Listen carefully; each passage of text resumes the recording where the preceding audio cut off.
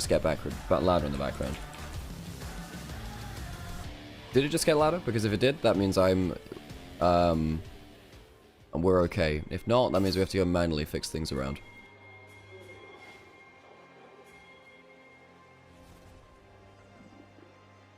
Well, I don't hear anyone saying anything in chat. We'll hear the gyros and we'll get back to you.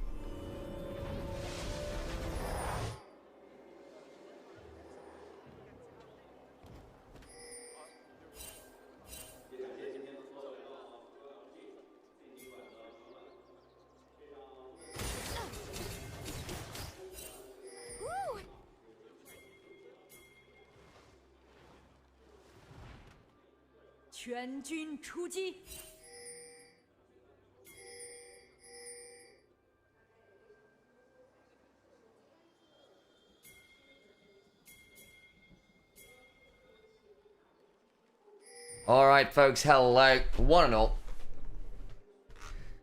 Couple tech things to work through today, as there is a dead clean feed. We're all off here, so any info on where things are at, always appreciate it.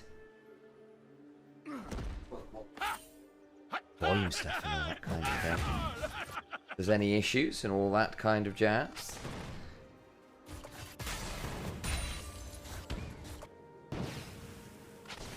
We go issue yesterday, was a day off? Yeah, kind of. We had some stuff on in the evening, so it just wasn't working out logistically, unfortunate, Peanut. Yeah, we would have been there otherwise. But we saw the schedule, we had some other stuff and saying, oh, it's just not going to fit in. Unfortunately, life happens. Alas, it does sometimes do that. See how this one works out. It's easy. Good little play there onto Zucker early on. We've seen more and more of this Aurora into the Gwen. Shy really getting a lot of value out of that. Flandre as well. I think a lot of our other top laners have really picked up on that one as well. Nice headbutt there from Palkia. Been having a very good debut into the LPL as Dearest Palkia.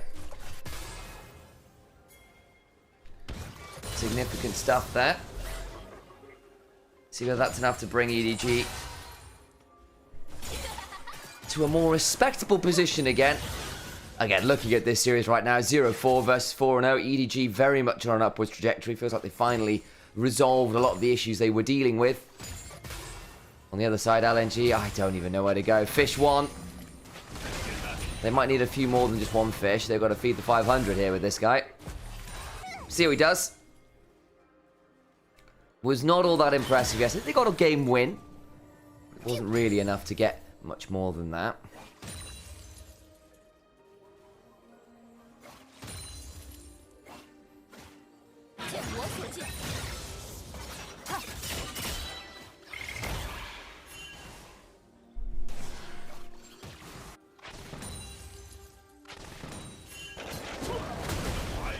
Bit of a chunk down bot side. Jaw puts up the unbreakable. Palkia goes in. Doesn't quite have the passive proc, so is going to be just fine. Jaw's still got things like some biscuits to work with and all that kind of jazz, so should be alright as yet. But we'll keep our eyes on it.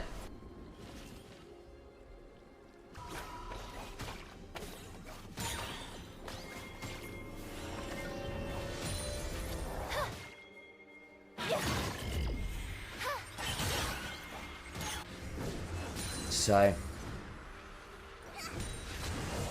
wired early game so far. Nothing really crazy happening. Shelfong on the Trundle.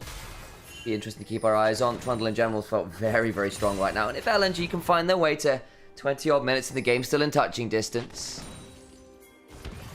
Gwen plus Senna.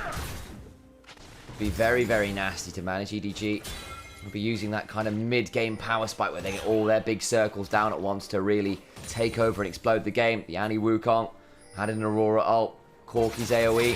Pretty good. I'm pretty sure it's Fish 1, yeah. Don't ask her, I'm pretty sure it's Fish 1. From all I've heard, he's just named himself the #1 fish. Hang on, Ghost just being popped here. We might have to wait a second. ZDZ potentially in danger, goes across the velts. 5, just doesn't have to blow the flash.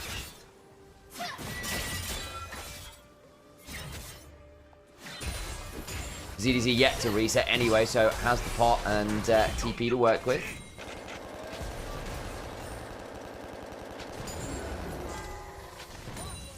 seems alright for now.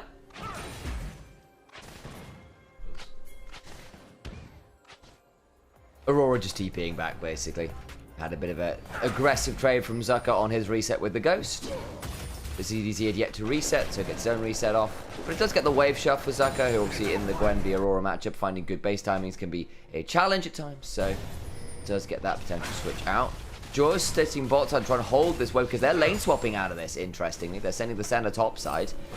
And Jaws picking up a bit of this farm under the turret, but we are getting some switch of lanes here. I mean, I understand that now. Looking at the CS between the Sen and the Corki, down 15 CS from the first 6 minutes. It's not really what you want to be in a match. No. Yep. And quickly, yeah, I don't know whether Sen's out already, but if you can just let us know how the game sound is like compared to us, you let us know, please, because we're doing a slightly different way. That is a Reaper stopped onto Angel. Might be a bit more than that. Good stun, buy some time. They're TPing as well, but Palkia coming on over means they're not really going to find as much as I think they were hoping for there. Yeah, that's teleport in from... Well, you do use that ultimate from Angel, but he has the cooldown boots already, so it's a little bit lower cooldown than it would have been. Managed to get some HP off the trouble. They head on towards Dragon. Early smite there from Xiaohao, but he's got 2 charges, so can afford to actually use the first smite to speed up the clear. Yeah. I remember in the past when it used to be a bit of a troll thing to do that. No, it's actually... Then occasionally you see sort of like a Z jungle and you're like, yeah, Yeah, really that makes sense. It really does need to do that, actually. There was an error, right? Before all the jungle pets and before... Okay, you just let me know now. Is the game sound now lower? To Nasco. Is the game sound now lower? So if we can handle it like this, it's much more easy for us. Yeah, makes life a lot simpler. Getting another stun off. It doesn't have the damage to kill. It will be enough to force my lane. Trying to stop a couple of those minions dying. Okay, what about now? Is it now much quieter? If it's not changed at all because we've like halved the volume, then it'll have to be something else that we do. Haichar might be in danger here, as Angel, rather, is the one who's being collapsed onto, but size up the seismic shove, flash away from Xiaofeng, who's now trying to get some value. The headbutt pulverize on top of that Trundle, who's on the frozen domain. The subject get rolling, but gets stunned up, and it's just an easy kill for EDG. First blood to EDG as Trundle goes too far, and as we were saying in draft, the Trundle isn't a frontline with this kind of draft. There is no tank to use that ult onto to get a ton of resist, like a Ornn or Sejuani or something like that. It ends up being the death of Xiaofeng as he goes way too far. Early lead towards EDG, but somewhat expected with comps and also just level of play. EDG have honestly been on a solid trajectory, I think is the way to put it. They switch in Palkia, and this team looks actually decent again. After what felt like another miserable year from this squad, we were worried we weren't actually going to have them in summer. In the end of it, it was OMG and RNG of all teams who bowed out. Not playing this split, but the other end of that, right, is now EDG are rolling. Well, how far can they go? Of course, they are in Nirvana right now, looking to find their way up to playoffs regardless. You do manage to make it up there, but you will still be in this position, right? Well, we've not seen any stage games from EDG against the true titans, such as it is within the LPL. And it's difficult to say exactly how far this improvement will take them this time. Question chat, can EDG make it to Worlds from Group Nirvana? They can, yes. If you finish at the top of this group, you do get a chance to go into playoffs and compete from there. And I think EDG, being 4-0, impressing, will be front-runners for it. Well, front-runners to get into playoffs, but then to Worlds, that's where the question becomes much more open-ended. Because EDG, I think they've looked great. It's hard to tell where this team will cap out because no one's really managed to punish them so far.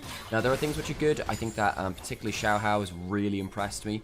CDZ as well, on the whole too. But what happens when they come up against your Kanavis, your Bins, your 369s of the world? What will happen there is Palkia. Again, creating space as the god of Pokemon, as Pokemon space, Palkia comes into the mid lane.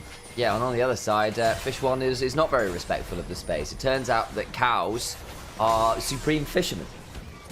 And he might be Fish One, but he's into a manatee. You know one thing which I learned that it's genuinely a fun fact. Oh, go on. By the way, you can have some fun facts and chat. No, you can, yeah. In the Pacific Northwest, and that's going to do some summons. Dropped Angel getting engaged onto. Gets inside the Hallow Mist, gets the stun on down. Zucker with the Dawning Shadow coming on through to keep the people alive. He's trying to make some space, but another Disintegrate comes on down, and Zucker has all in and failed to secure the kill just shy on the snips. And he's just dead at collapse. Even with the center ult, it's not enough. The side lane loss will come through, and LNG, they have denied all the growth from EDG and taken themselves. It's not like there's going to be a full tower push afterwards, but EDG will be happy with that. Another kill to Xiaohao, who has been the engine room of EDG. Absolutely, and that engine is fitting inside of the space created by Palkia. You see this Hadad? You can keep going. And then Angel on the Annie is like the spark plug that's giving the combustion engine its Gobum.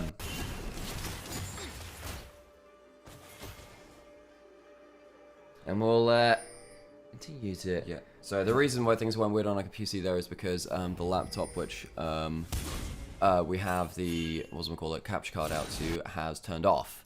So what that meant is that my PC is now recognizing that there is both a capture card and not a capture card, and it's well, no, so if you do it now, it's gonna go. Oh Jesus, Sam! If you turn it on again now, it'll do the same thing in reverse. Okay. Oh God. Yeah. Right. Yeah, because basically there's a laptop on the side. It's just gone idle and turned off. But basically because there's an HDMI going from PC to PC, yes, it really makes the PC hate itself. Hopefully it doesn't end up being any problems on your stream, man. But I just see everything stutter and freeze on the PC, which makes me a bit scared. 20 seconds till Dragon, second one of the game coming up, and there could be a fight around this choke point actually. Could well be. Palkia now potentially in danger. The pulverize comes undone. Howcheck coming across with that Weaver's Wall, beginning to try and turn this one around though. The Gatling gun flying from Arn gets a lot of value. Xiaofeng though, potentially on a Xiaohao here, who's got the flash. Doesn't burn it. Now Palkia's going to flash, but it's quite late. Overcomes EDC though between worlds. Looking to get some value on the Xiaofeng, who's now going to go down as well. Another one over towards Arn, who just gets shoved back, and the last embrace prevents him chasing for too many more autos. Could have been a flash last shotgun from the bunny there as well, but chooses not to. EDG do lose their jungler, and that kill will go over to his opposing number. I think he had a shutdown onto him, and yeah, he didn't use that flash. I was wondering whether it was an active choice, say I want to save my flash for something more important. It's not like the Trundle had it to follow on the other side, so I think that was a mistake. EDG still walk away slightly better from that, but LNG needs to get some gold back. Okay. Let's have a look at this one again. As it looked, to begin with, Palkia was going to be really, really in danger, especially as the collapse came on through, but then tried to turn it around to EDG, and they do get Jaw to begin with. It's just Xiaohao decided he was going to hold onto the flash and goes down earlier here. Yeah, and now EDG's caught on the side lane, will be forced to flash himself. Wheeling down, skip and splash, goes down to the needlework. Nice collapse there from LNG. I have to say, Zucker, I know he lost that 1v3 or whatever earlier, but he was playing that mechanically very well, understanding his damage limits, and right there does the same again, and suddenly the Gwen does get that kill. He's not too far behind ZDZ, even though he's down 30 CS, has gotten a ton of gold elsewhere, and now is actually quite happy considering the situation. Valkyrie forwards his arm, but then he's going to get him way too much. So it's just a 1v2. Passive's about to come on down. He's just been brawn passive. He's already burned his flash. I think he's in trouble here. Gets a decent amount of work back, but he just dies. What?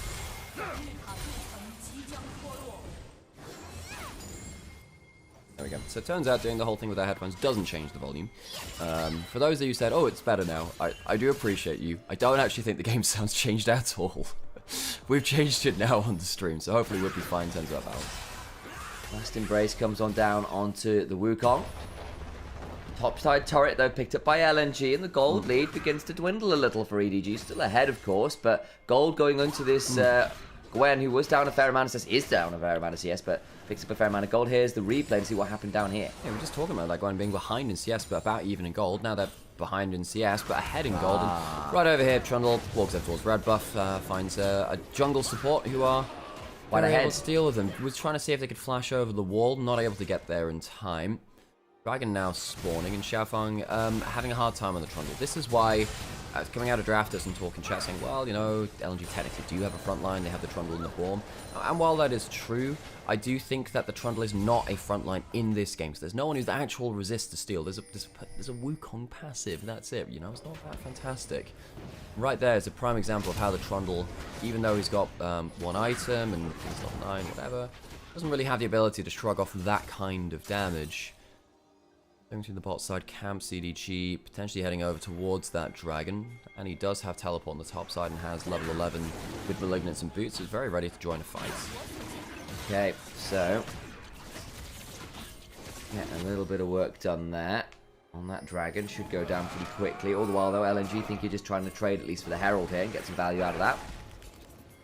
The dragon's gone down really quickly though, so again, Angel on the top side of the map. Apparently, might need to blow the ult now. Chooses not to just yet. Gets to hold onto it. Wow. I am very surprised he was tanky enough to get away with that. Press the heal button. Yeah, he did. That does help a fair bit. Now he can save that ultimate for something more important, like a fight around this Herald if it comes to be. See how it goes from there. Xiao Hao was thinking about it. Doesn't find too much there. Turret being shoved into, but not too much on that one. And EDG have been pretty good about finding picks on their own terms. A little bit over-eager, I think, at points. Allowed LNG to come back in again. They're the ones with the Talia, Weaver's Wall and the like to come on in. Of course, you've got Dawning Shadow as well, the double globals, giving you a fair amount of response to any given play, assuming your cooldowns are up. The real issue, as you noted, with Xiao Hao, who's been a real spark of joy for EDG, is 1,200 gold up on a Wukong that could really mess with this comp. On the other side, though, LNG, I think that they can start to really rely on this Gwen. This Gwen is in a good position, and Zucker, well, he tried the Nidalee top the other day, and it was Not bad. good. Yeah, It was bad. However, you look at the state he's in on this Gwen. Yeah, it's not bad. He needs to get into the backline with good angles, but if he does, has that first item, has good gold, has that level 11, so happy with that. Is a full level down on ZDZ, so has lost a lot of XP, but Zucker has at least the gold in place and in hand to make a difference. Whereas the other side of that is it's not like the Aurora is out of this game either. Is doing just fine in terms of the farm and the rest of it. So 1.5 items there on the Aurora. Could be quite scary as the game goes on. Speaking of 1.5 items, Xiao Hao there as well. Walkie trying to build towards that Muramana transformation. Starting up the Herald. I think this will be feats that they've already claimed feats, but I do apologize because I think they got first turret and first 3 kills. Probably, by the looks of it, because I don't know there's been another objective to trade out, so that would make some sense. They've got the scary boots. It can be really scary, especially if something like the Aurora ends up going something like the Spellslinger Shoes. It gives you a really good amount. They are pretty obscene. Yeah. Those ones feel really good because it's very cost efficient first steps towards percent magic pen, especially when there are 4 Merc Treads on the other side. They're really nice. How does one sling spells with shoes? Are they like really pointy? You know, like you get like those really curly shoes. Yeah. Well, you know, there's like lacrosse when you have those. It's like a very strange lacrosse net thing. Yeah, so like the stick. Yeah. Sticks. I was wondering if they're called like rackets, and it's like it's not a racket. Sticks. I think they're probably sticks. I've actually got a friend who's a semi-pro lacrosse player. What? He's crazy because he's in a band called Breakfast for Bears. Shout out to Breakfast for Bears. The Bears or Bears? Breakfast for Bears. Oh, the way you said it first was Breakfast with Bears. I'm like, who the hell's Bears? Might just be my accent, big funny hell. Well, no, Sam. I know how you say bears, so I was like, what? Sam, believe it or not, Sam, I've known you for 30 years. When you say bears, I'm like, I know how you say the word bears. That was not the word bears. So, how often do you hear me say the word bears, Al? A fair amount since the hit TV show The Bear. That's actually so true. Oh my god. He's got me, chat. He's got me. It's just like, who the hell is Bears? Anyway, moving on. Bears Grill. Oh, Jesus Christ. Bears Grill. Who the heck is Bears Grill? Oh, who the hell is Steve Jobs? Alright, Fish 1 might be turning into Fish 2. Headbutt Pulverize Cyclone. He doesn't quite die to the spike, but needs to run away. Dawning Shadow comes on through, buys some time. But there's a Battle Herald. Dun dun dun dun dun dun. We'll get the turret in mid lane. There was some fun S curves going on there. I gotta say, it's like that's a better like serpentine than the fish swimming. Fish 1 has to use both summons. He uses that. Goes to use that Herald to go towards the top Scuttle Crab rather than using it to go towards top lane out of tower. We haven't really seen people do the whole Monaco Grand Prix to get from outer tower to outer tower, which was more of a common thing in the past. I definitely get a Teriyaki Boys in my head every time I see the people in the Herald. It's just Tokyo Drift all the time. Yeah. It's just that I don't even know what the sample is. I think it's like Gamelan bells. Yeah. They're really cool. They've got a really distinctive sound. It's like they're kind of like in the same kind of. This is wrong immediately, but they're in the same sort of sonic space of things like Xyla's Bones and Golden Spiels. Okay. But they're more like that. They're almost more symbol-like. Like what the hell? I know there were different kinds of bells. Well, there's the famous one thing, tubular bells, which is the one. Yeah, was that the Exorcist? They added it to the Exorcist. Indeed, it is. Yeah. Dragons now spawn, so we go into slightly more topic again. Will be third dragon for EDG and therefore soul points. They have 2 items on their carries. Ooh, that one was a bit rough onto ZZ, but he's alright. He is. Has that blood letters. He has one of those 2 items, as we were saying. Don't quite have the Muramana transform just yet. It'll be a transform off this wave for Arn. Just needs to wait. He needed to wait for that last minion. He actually cleared that wave out a little too quickly because he doesn't have it now. Now he does. Okay. Did it over time instead. We'll now get into position. EDG are to the objective first. LNG couldn't hold the choke point. Xiaohao, he's the one flanking, interestingly. Typically junglers are the one doing that. True, so here it goes. Just had the cleanse proc there to change out some summoners. Keep your eyes on what Palki is running with. It does look like he's gone towards the heel, but there is Zucker on a potential flank. Gwen can get over that wall with the skip and slash. And LG just used to give it up. They have the 3 grubs. They can push in the mid lane tower quicker. And they go, oh, that's some nice terrain to Oh, good work. CDZ not going to be able to get back in towards mid lane in time. So it's going to be Dragon for tower trade. And LG, I don't think they're unhappy with that. I mean, at the end of the day, it's a Chemtech Soul's not the worst one to give over. And if you can quickly take the turret, puts you at less risk. So soul point is down, and in fairness, LNG didn't really feel like they were going to be able to contest that, and I can see why the Sen are not really at the strongest point yet. Now we might end up in a bit of a bigger issue if something like the Atacam gets started here. The observers are certainly thinking it's a possibility. I see that camera work. Yeah, and LNG don't have the map in place to cross map at this point. They're going to move back up towards the top side. They don't have the Weaver's Wall to close off one exit. Remember, it's an open field net around the Atacant. But there's an open Angel on the flank looking to get into the back line. Xiaofang will put down the pillar. Angel going to get hit by the Dawning Shadow, but Parkers continue head on forwards, and this Trundle cannot run far enough away. But what about ZDZ and Zucker on the other side doing some work? It's AD carry for AD carry. Haichao in danger. Palkia head but away. Can't get as much value as I think he was hoping for. There comes out the Seraph shield. Jump away from Jura with the stand behind Braun. Flash away. Xiaohao looking for an angle in. The pillar comes on forwards. An Angel interrupted there, looking for the flash play. Angel's flash not getting anything down. EDG lose their AD carry as Zucker gets some great damage down in the background, which ends up making it even 1-for-1. It does, yeah. Both AD carries go down, and that's it. So EDG, considering how far they are ahead, yeah, bit of a tough play for them. Xiaofeng gets his ult down, manages to go just up against the Annie and the Alistair, and yeah. That shove was utterly fantastic. Getting onto 2 people there was fantastic. He's fantastic a few more times, maybe 4 of it. And Haichao here just buys a lot of time, still have the Seraph shield, gets to back the other side, and they just can't close down the distance. This pillar in a second means that Angel just doesn't quite get in range. Not gonna lie, Sam, pillar doesn't do anything. It literally that. I mean, it looks bad, but I mean, it's literally just Angel just flashing, not getting just on further review, the pillar is. It's literally just there. It looks cool. It blocks off the way a little. It doesn't really stop the flash being too short. The way which Angel didn't move towards by forecasting his W anyway. Yeah, so, okay, fine. You have a point. EDG still ahead 3,000 gold. Atacant still alive. They might look towards that again. Teleport out from both supports. As I think supports have figured out the timing which they use their spellbook stuff on, and they've kind of fallen into a regimen with it, which I'm not sure I like, honestly. I would prefer them to be, again, more open-ended and a bit more creative how they use the summoner spells rather than falling into predictability. If both supports are using both the same summoners at the same time, that's actually a problem. You want supports to be creative if you're bringing that spellbook in that first place.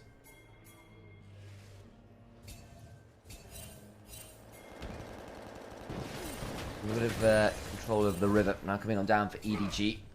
To get in, get loads of control walls down. Atacant still up. I think they'd like to return to the scene of the crime, if I had to guess. Dragging up in 2 minutes as well, EDG not forcing anything around. Yeah, Atacant so fed. Triforce the Black Cleaver. Now, it's not a great team to stack up Black Cleaver for. You've only got one of the magic damage source. Physical damage source of the Corki. But just for yourself, anyway.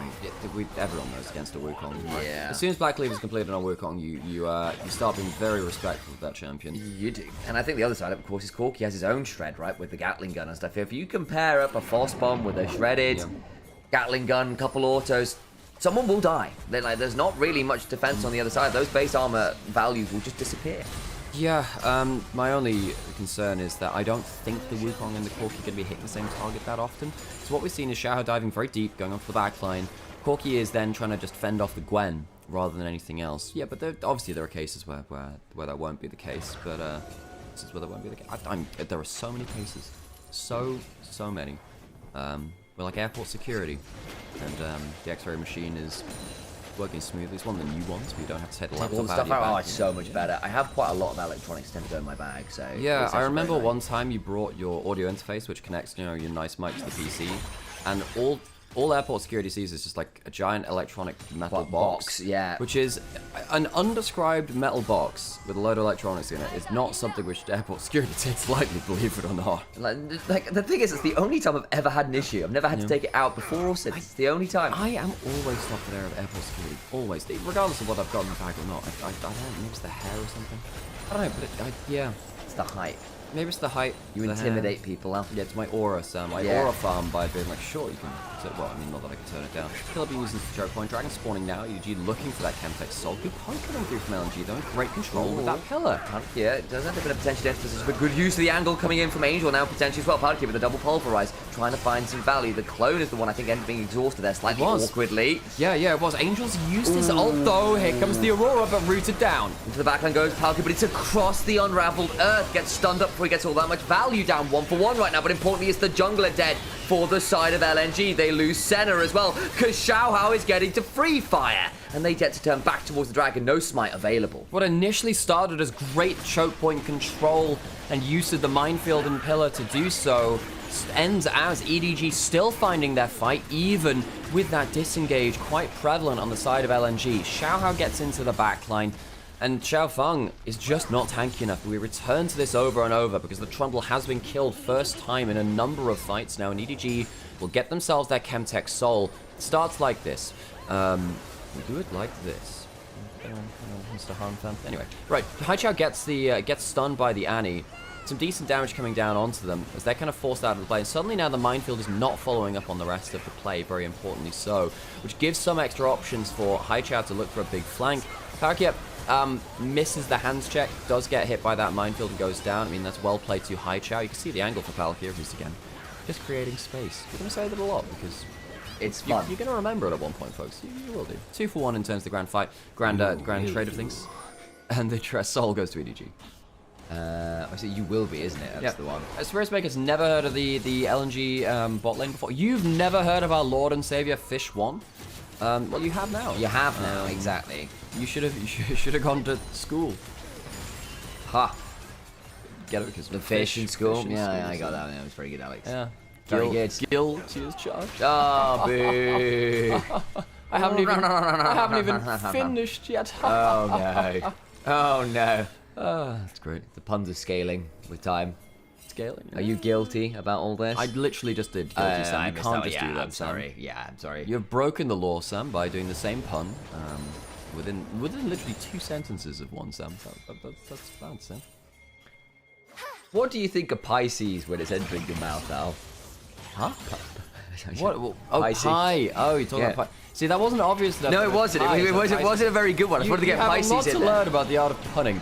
Adicam, Well, gonna we'll get started finish up. this one, I suppose. Again, I just did Finn as well, Sam. Dorsal. You're just doing this. Dorsal! Oh my god, Adicam going down. Now you just trying to rush it. I need to stop laughing and start watching what happens around this Atacard. Does get taken by EDG. Turnaround potentially available, but I think LNG just have to give that one up as a lost cause. Petals secured. Oh my days, EDG are up to 27 of them. Yeah, that's a hell of a lot of value. EDG, they are gonna get some decent XP from that. Full level over in AD carry. Top lane, still half a level over as well. So I've just been struggling to get much out of that. Xiaohao, 3 levels down on Xiaohao. Xiaohao over Xiaofeng has just been brutalizing him. Incredible Wukong performance again, and it's very clear that Xiaohao is the best He's been jungler. defunct. Xiaohao's the Guardian Angel locked in now, and now when you have Guardian Angel and Chemtech Soul, trying to finish off this bloody Wukong is going to be really, really hard. And it's clear that Xiaohao is the best jungler in Group Nirvana. Oh yeah. The question going forward from this is how good is he compared to the rest of the LPL? Because that's the negative of this format. When you have a standout team in Group Nirvana, they get to be kind of boxed away.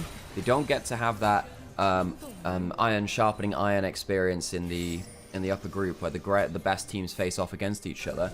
EDG for me clearly will come out of this group into playoffs, but the question is how far will they go? It's a big gauntlet if they want to even consider the dreams of Worlds. Like the gauntlet for LPL is rough at the best of times, but this is a very tough ask beyond just that because of the scenario. EDG tension dangerous. The Weavers comes across. Palkia now split off. Still got the Unbreakable. Will pop it. Gets shoved back. Down about half HP. Buying some time. Knocked up and around, but not quite down as yet. The Winter's Bite goes wide. Continue to look for this Alistair. Slow down. Smoked. Xiaohan on a flank angle. LNG burn a lot and get Palkia's health bar, kind of. I mean, they stopped the Baron, and Zucker was pushing up the bot lane, so an EDG will be happy at least getting his teleport from their perspective of things. LNG would really like a way to force their 3-grub push. EDG have been doing a good job of forcing LNG to objectives, forcing them away from wave pushing duties. EDG, they're on their reset. Arn just hit level 16. Baron's not going to be started for them, but it's been spotted. EDG will have to roam their way over to that. Aurora has the teleport. They can come over.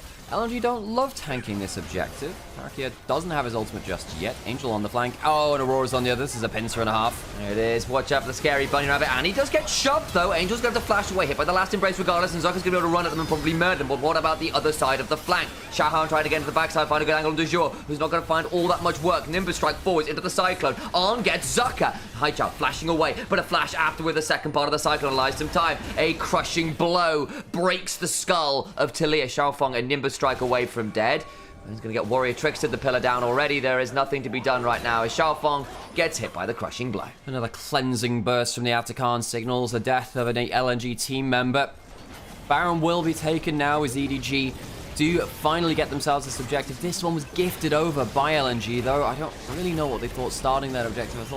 Maybe they thought get the teleport out of Aurora, make sure that we knock down that global summoner, but it ends up just being the death of them. Hello, Stigrad. Nice to have you, SDE-Grad. I don't actually know how we pronounce that one, but I do. Welcome on in. Nice to have you in here. Angel, not the best entry for him. Doesn't get the great flank. Doesn't really get a great stun. Gets caught out by the shove from Haichao, who I don't think has had an awful game on the Talia. I actually don't think he's been the problem. I've liked his walls. I've liked his combos. If there's going to be criticism towards LNG, I don't think it comes from mid lane. I think you can argue it's draft. They have no engage. I think it's from bits of laning, of course, too. That bot lane laning phase was not going great. And then their objective play has just been markedly worse than EDG, who have been struggling to deal with that. Sometimes find some value. Dawning Shadow comes on down. Jaw in danger, but potentially so is Palkia. It's got a Zeke's Convergence now on the Alistair. What's damage, cow?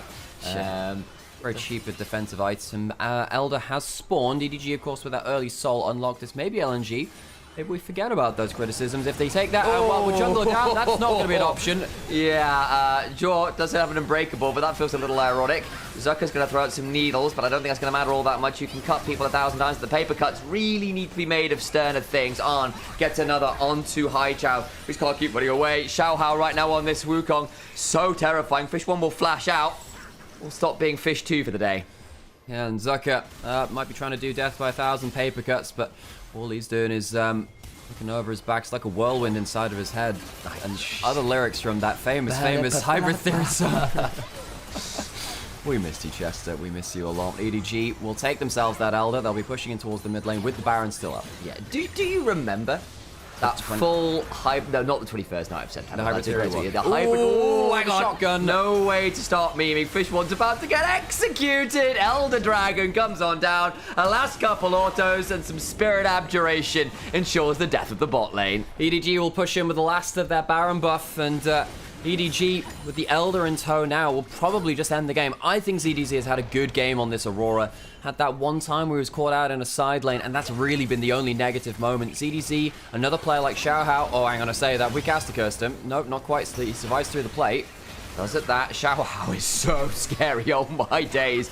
This Wukong is a menace. The side switch of just wide onto Angel, who Molten Shields the speed. It turns up surrounding yourself by fire makes you run away from it really quickly. Who knew? Onto the next turret to go, EDG.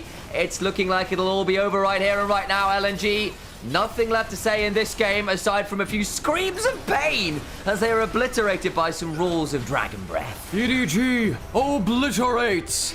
And Nexus goes down in game 1. Impossible! There are no... Apparently Ori's skill order isn't solved.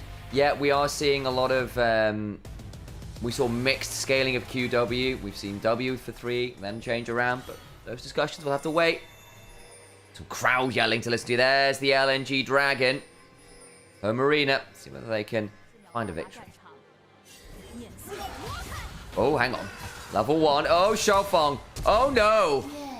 Oh, that is not good. Okay, well, flash level 1 off the Pantheon. Really nice level 1 spot from Palkia.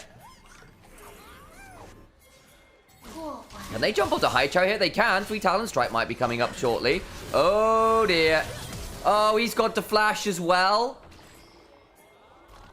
That's about as bad as it gets without someone dying.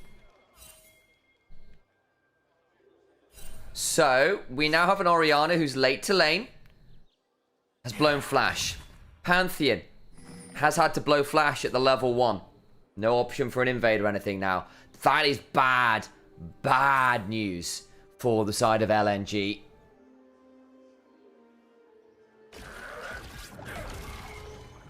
Arrow at the level 1. Misses onto Jaw. On. Crash down. Doesn't find what they're looking for. But of course, something to be said for playing with the rel. Dismounted. Mount up very strong early on. Harder to land. You can get it. The pull back. The CC increase is really, really strong.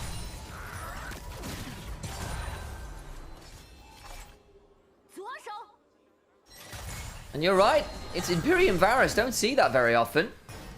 Cool VFX though.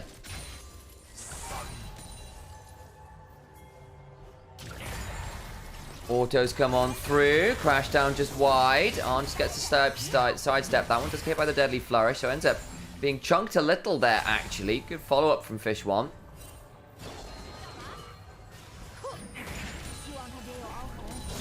I'm assuming Poppy yells left hand because she's throwing her buckler with it. Because the hammer's in the right.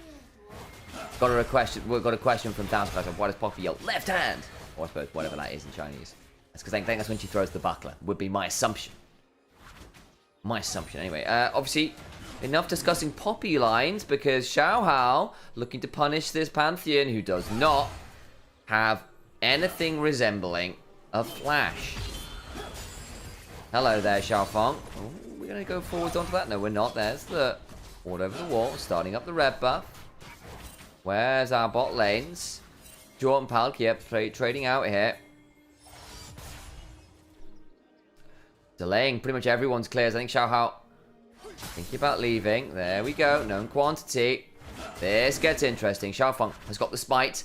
And Xiao Hao's dropped a couple camps to make this happen, right? He's still got a full quadrant to clear. Over we come again. Xiaofeng forced away again. Onto the red buff we go. I think we might just have a 3v3 in the jungle. This gets spicy. Here we go. Xiaofeng coming on up. He's got the passive stack. Mortal Steel available. Mortal Will, I apologize. This ain't Yone. Good double hail of arrows. Nice AoE chunk. They're all on vision. Needs to be a bit aware. On step forward for the auto. Palkia puts down the step fast presence. Goes on into the backside. There's a teleport coming now as well. Damage coming down. Crash down onto Palkia low. But Xiaofeng down. Jungler out. Now Xiao with the passive and the Conqueror stack can get a lot of value down onto Fish One. He's trying to go down. Doesn't quite until just now. It's an utter bloodbath in the jungle. On goes down. 3 for 2 in favor of LNG as Haichao teleported into the jungle to come join in. I am going to say that's LNG favored, just about. Who picked up the kills? The Ori did, the Pantheon did, the Jhin did. Nice. On the other side, Shin's out. Varus picking that up. Angel didn't get to join that. So we'll look again. Basically, they fall all in on this red buff fight. Deadly Flourish onto Palkia, and they just go, right, we can turn around, get a lot of damage down, but the Crash Down comes across and gets enough CC there to cause some issue. The Piercing Arrow to Xiaofeng means you can get traded around. Xiao Hao has got red buff, you've lost your Pantheon, flashing onto Fish One, but that last Shattering Strike stun prevents the auto coming on through, getting the kill earlier, so the fact that the Xin Sao dies earlier on makes it tough. Of course, with the Orianna coming down, it was always going to be a rough end of that play. Bot side, cleanse now out from Arn. Palkia now coming across, but they've gone quite deep. They've remember Fish One, no flash, no cleanse. Same for Jaw. He might well be in danger because he's dismounted. Got shoved out of the piercing arrow there. Is a little awkward. Should still go down to the wind becomes lightning. Hail of arrow comes on down. That's now 3 for 3. It's madness out here. Just all of it. So, at level 1, Xiaofeng went to go put a ward down, and there was a Poppy waiting for him in the red side bush, and he gets shunted into a wall and has to flash. Then they run at Haichao, who also has to blow his flash at level 1, gets late to lane. And then EDG try to punish by going for a red buff invade. And it goes 3 for 2 in favor of LNG because Haichao teleports in. Okay, so we were talking about EDG potentially needing early advantages to make this composition work. 2 kills onto a Varus definitely help. Wall stun. There's a gravity field as well, just get over the wall. Gravity field wasn't on target, so while there is a gravity field, it's actually not under the Pantheon, so it doesn't work out, sadly. That's the combo you need to try and work out. Your actual CC is not that easy to get on target. Angel needs to do a little bit better with that W placement. Wanted to put it down in advance so it could kind of start ticking already. Quite hard to get it fully stacked up onto the Pantheon to actually fully stun him. But they do get the flush out of the Pantheon, which is no bad thing. Yeah, Palkia has to blow his flash, but hey, I think you're okay with that one. We'll get a bit of a reset. It's worth noting a fairly significant farm lead now for Xiaofeng, basically because Xiaohao sacked a whole side of his jungle to make that invade happen, and it didn't work. So he's now down effectively 20 CS, which is rough. Good stun there. On to Jaw. Actually, I think he might be in danger here. Needs to be a little bit wary. Can't chase up for too much more. Put the ward down. Xiaofeng at level 6. He's 2 levels up right now on Xiaohao. Angel gets hit by the shockwave. Chunks him out. Forces the wave to come on in. Angel going to be trapped under his turret here. Xiaohao, yeah, magnificent play in that last game, and we were saying, you know, best jungler in Group Nirvana, XYZ. Getting behind like this on the early game powerhouse of the Shinzao is really not a good thing. We talked about this with Tian the other day, actually, when he had a poor early game on the champion. I think he ended up going something like 1-5 or something on it, sadly for him. If you're behind on a champion like Shinzao, your usefulness does run out quite quickly, sadly. But you're forced to blow your ultimate very defensively. Where, well, not defensively, you know what I mean. But forced to blow it before you're actually, before the kind of prime time for it. I still think that EDG have good frontline going later into the game because they have that Xanten and have the ability to kind of eject people out with the Poppy. The Shins have temporary frontline, but EDG, their problem will be about finding fights themselves. It kind of is on Parakia doing his doing his best to get random wall stuns and the likes. Not like anyone else can really do that much. Varus all aside. That we might. On Parakia in the mid lane, getting a bit of CS. I was going to say wave control, that's a lie. They were clearing the wave under the turret. That's not control. On the bits of the map, Angel and Haichao neither will have flash. They're just laning up against each other in the bot side. 10 CS lead for Angel, the victor of the Orianna. It's not bad, you know. It's really not bad. The Orianna has the kill, so they managed to get... I suppose that's where they end up getting... Because you did talk about the teleport, but still, you know, Angel still getting that 10 CS lead, and still important, I think, when you have Victor who's going towards the Rod of Ages. If you go towards Rod of Ages, Leandries, and then whatever comes in third after the point, I think Bloodletters is fine. I think that Riftmaker or Zhonya's are both fine too. Angel's going to be a real pain to deal with in late game. I don't actually think they have the best burst damage to deal with the Victor, as long as everything isn't piled onto him. All right, ZDZ now potentially in danger. Let's do some value back. Crash down, moves away. Pathmaker used, not all that much to go as the all-out comes on, and actually that's going to be enough. Oh my days, the Comet Spear.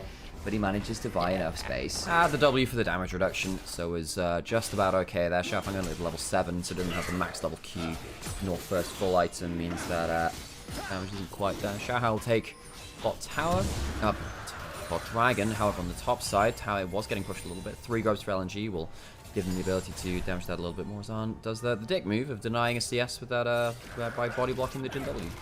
Okay. Was it a cannon? No, it's a regular move. Oh. Yeah, it's still good. But it's not a premium minion. Poor Fish 1 is still down. Yeah. Oh, it's a miserable. 9 on 20 CS. Yeah, you needed to cleanse that because the blight stacks would have been a dead Fish 1, I think. Yeah, he just cast the W on the Varus. You can see on the hotbar on the bottom left. It's about a 40-second cooldown, but which is very long, of course, for a basic ability. But those the empowered Varus arrow with that W goes crazy. Is it just named Blight? Blighted Quiver. Blighted Quiver, that's the one. Yeah, it gives you the blight stacks. Yeah, pretty good. Chucker. Ooh, there is no all out on ZDZ, so we can't really threaten here. And there is a Dominus on the other side. But honestly, ZDZ's not trading bad here. No, he's not. Doing the best he can with that one. Again, down about 10 CS, but hey, it's Renekton into K'Sante. That's somewhat expected. To put 2 fine points on it. Question in chat: do you think that BLG will give top esports their first L today? They look like a completely different team with Shadow. Well, we shall see if the honeymoon period has if it continues, or whether it's something perhaps a little bit more than that, or not at all. And it is just a honeymoon period, and it fizzles out. Sometimes does like that. The top esports have not looked the most confident. Flash over the wall from Parakia comes in. They get jumped on briefly, but they are managed to get a bit of value back. Parakia may need to just back away here and go looking for the potential to engage, but they just have to leave. I mean, he just doesn't press the W. He just doesn't press W. If he does that, that'll stop the W of the Pantheon coming in, and the crash down, in fact, gets hit by both dash abilities backwards. Not great there from... Okay, that's what you're picking the champion for in a lot of ways. Fight over the bot scuttle now.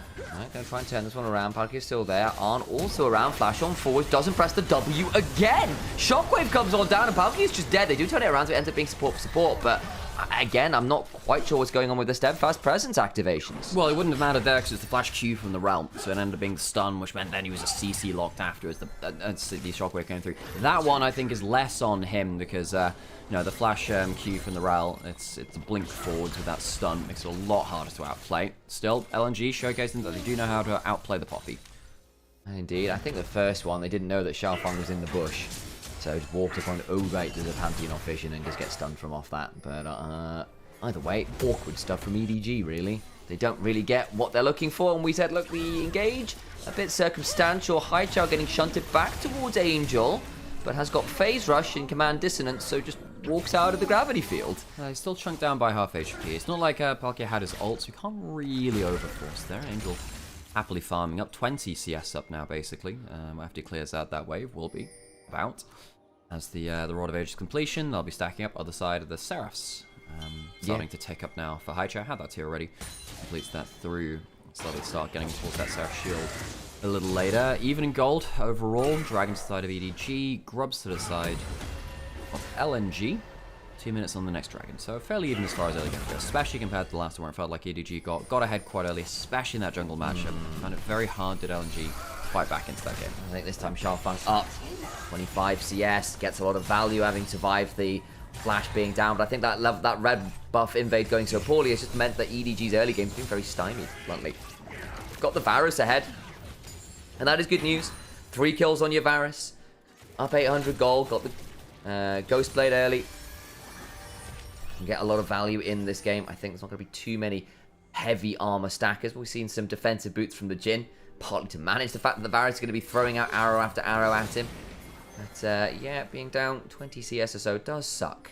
Alongside, of course, those extra couple kills for all that Fish wanted. Get involved in the early scuffle in the jungle well enough. Dragon spawning in 50 seconds, and EDG, if people are coming into them, well, then the CC becomes a bit easier for them. Everyone's got a little bit of incidental CC in the game. It's just not Nautilus, shall we say, which is a lot more simple to get value out of. Yeah, and you have to work harder to actually get that stuff starting. The Steadfast Presence used early here. And the Poke Varus is going to start really hurting now. Yeah. One of the problems with having something like a Renekton and Rel frontline is they are not tanky enough to deal with Varus Poke. No, not really. Renekton heals with his Q, and his Dominus gives him extra HP. He's not really an armor stacker. He doesn't get infinite amounts of HP, so the Poke Varus is really happy to do damage like that, and it does stop that recall there as well. Arn's been doing a ton of work, and 1,000 gold lead on the Varus is not something you can really let sit as LNG. Like, reminder, this is a first pick, first ban champion. Like, we see this champion taken a lot for good reason. You get so much lane control, you've got pick with it, you can build it multiple different ways. If you do get ahead, you are a carry threat. You've got so much value in this champion. Just in terms of the flexibility of playstyle, just the raw numbers. Haichao's going to be spotted in this Red Rush, actually. Ouch. QE comes through. Dragon started. EDG could teleport in with Xante and try and fight for the second dragon. I think they're happy fighting. I think they're happy waiting a little bit, pushing in lanes where they can, get a bit of map control first, especially because they are lacking engage, as we've been saying. What they really want is an opening on a side lane, which makes their objective control just a little bit easier later into the game. So if they can push in towards top side, get Xante damaging that tower, get Victor, farming safely in a side lane, it gives them a few more options later into the game. Don't get that much damage on the top tower, which is a bit sad for EDG. It's only a slight tap, really. Just like 2 autos off, unfortunately. I'm not sure we've got a full demolish down as a little bit of trading happens. It does allow the wave to get shoved, because again, the Xante has been a little bit behind.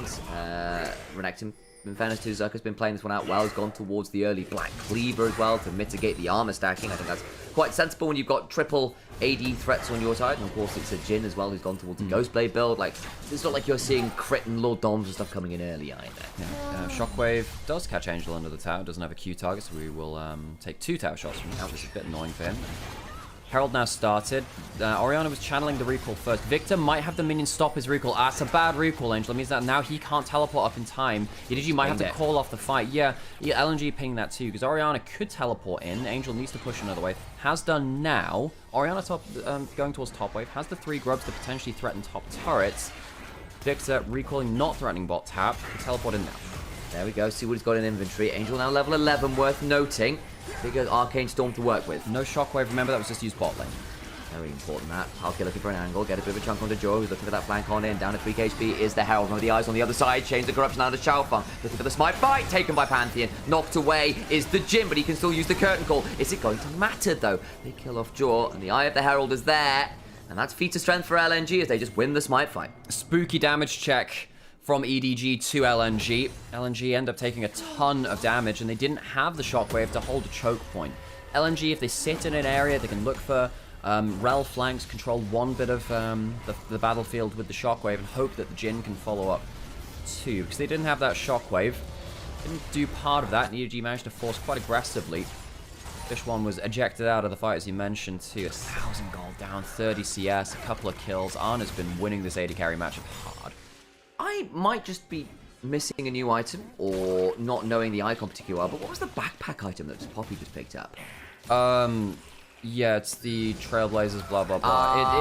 It does. Yes. Yeah, no, it's the. It is. And it has been around for a while. It's It's not that commonly picked up. I can't actually remember the effects fix. I only remember seeing it every so often. It does get picked up in stuff like Ral and Poppy sometimes. It's not the Solstice Slayer, which again gives you some move speed and blah blah blah. But boring righteous glory, right? Good to know. Palkia. Well, he might need to. He doesn't have his ult to use it here. Gonna get popped presumably here. What comes the Varus, but to what end? I think the God of Space has been squished. Yeah, I'm going to be put into his own little pocket dimension. The vision control from LNG was good around the bot side. Gets them a free pick, and ends up picking that one up. I believe it was it High Chow there? Maybe it was actually. 2-0-1. But either way, some gold going over towards LNG, and EDG falling behind in the jungle support has made them look a little bit more mortal-like, especially against LNG. It's not a great look, because they are looking like our worst team within Group Nirvana. EDG, again, even in gold, but realistically, you'd expect more from them given the level of these teams. Yeah, I kind of agree. Of course, he's still got Arn, who's continuing to be a problem. He's got 2 items now. That's good news, but Palkia having a bit of a tougher time. You got to look up Trailblazer. It's kind of a cross between Deadman's and Righteous Glory. Right. You kind of get stacks that give you speed, and then you get a slow on the next auto, and you kind of get a little trail that people can follow you behind you. Right. Cool. Appreciate that. Yeah, I do remember it getting designed a little bit. Like, it doesn't have the flash just yet. It doesn't have ult, but... So, at this point, we have Dragon in a minute.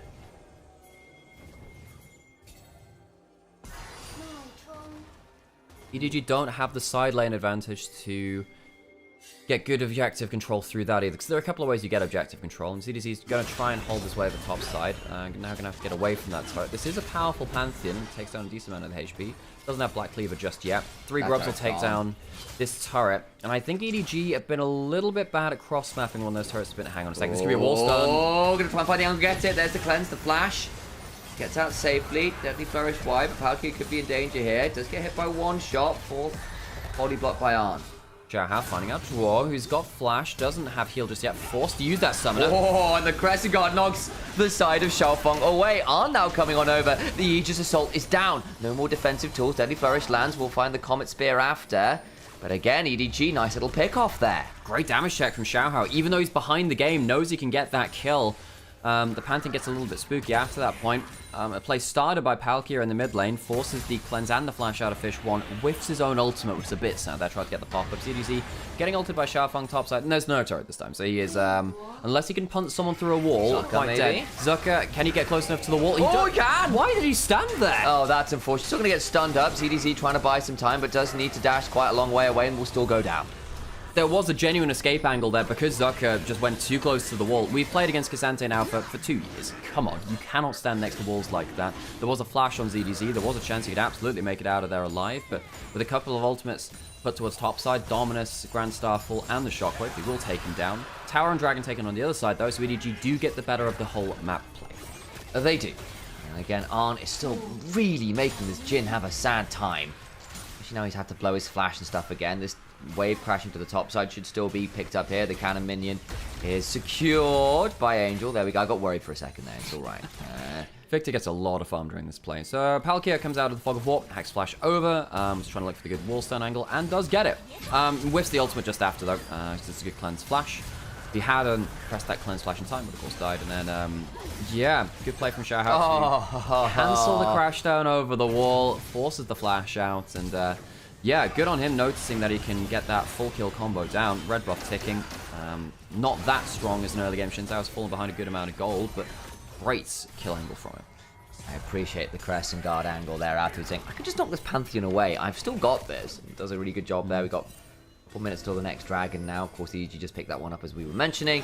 Xiaofeng trying to defend his own jungle here a little bit. It's been a much slower game. The gold remains a lot more even. At this point, I think, start saying, look, I think we favour LNG as the game goes on. I can sort of see why, honestly. But when you're 1,000 gold down using Xin Zhao, I don't think there's much argument against that. Flash away from Xiaofeng. Great reactions. Trying to make the turnaround happen. The steadfast pressure comes on through. Poppy throws out the keeper's verdict, but the shots are coming. Misses at least one. Fourth shot goes wide, but Haichao sped up with the phase. I can just run at the Poppy. I actually think EDG had a winning angle there. The double Poppy ult could have led to some great things, but EDG backed off thinking the play was lost. Great reactions from Xiaofeng to flash away from the Poppy. And this is the problem of having so little engage. You are not good at cleanly closing down your first target. It is on Poppy just flying into Hell's Mouth and seeing what can happen. Right there dies again, but I'm not blaming Palkia that much. It's just the only person that can look for those kind of plays. It's really tough. Otherwise it's a 3 talent strike knockup. It's a change of corruption. It's in a contest onto this Atakan is what's actually happening on screen right now as well.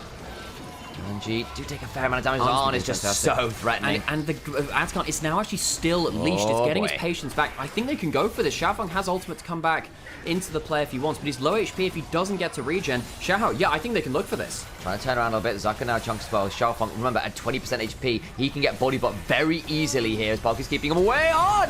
No! How did that happen? All out on the other side of the Jaw, but it's only Joy. They should be able to kill him off. Xiaohao with the Crescent Guard proc. That means the Atakan potentially go the other way. Your key damage member down. Flash on forward. Slice, dies. Zucker tries to get the kill, can't quite do it. And the Atakan is still getting leashed. There's a Chaos Storm dropped onto Xiaofeng. He can't smite anymore. And EDG, though they fumble a bit into that fight, end up getting the objective somehow, some way, and they have HP to continue the fight. Angel walking around the side. Xiao can look to go on forwards, misses. The wind becomes lightning, won't quite find it. I have no idea how that fight turned out, as messy as it was. I think EDG had some clear win conditions after the initial leash was taken. They managed to keep the Atakan aggroed while it had about 2/3 health remaining. We'll get a, and this is what's happening here. But then Arn just get, I mean, guys, Shockwave. They just get hit by an unassisted Shockwave. This is unacceptable. Gets hit by the Jhin W, so it's not, he had the cleanses, flashes late, dies to the burn, and Arn, you have to do better than that. You were doing so well at the start of that fight, using both summoners suboptimally, caught out by the surprise burst of the Jhin into the Orianna. We expect more of them. EDG, you know, huge win streak for them currently within Group Nirvana, yet to drop a game. But moments like this put that a little bit into question. Pantheon ended up being forced away though because Angel just got to mess them up. Did a lot of work there by pressing R. And again, like EDG, we're saying they have no CC. And what we're saying in a lot of ways is it's not easy CC. Poppy is the only one with convenient CC. Like, Chains of Corruption is good, but you often need some setup for it, or you need to just free ball it well.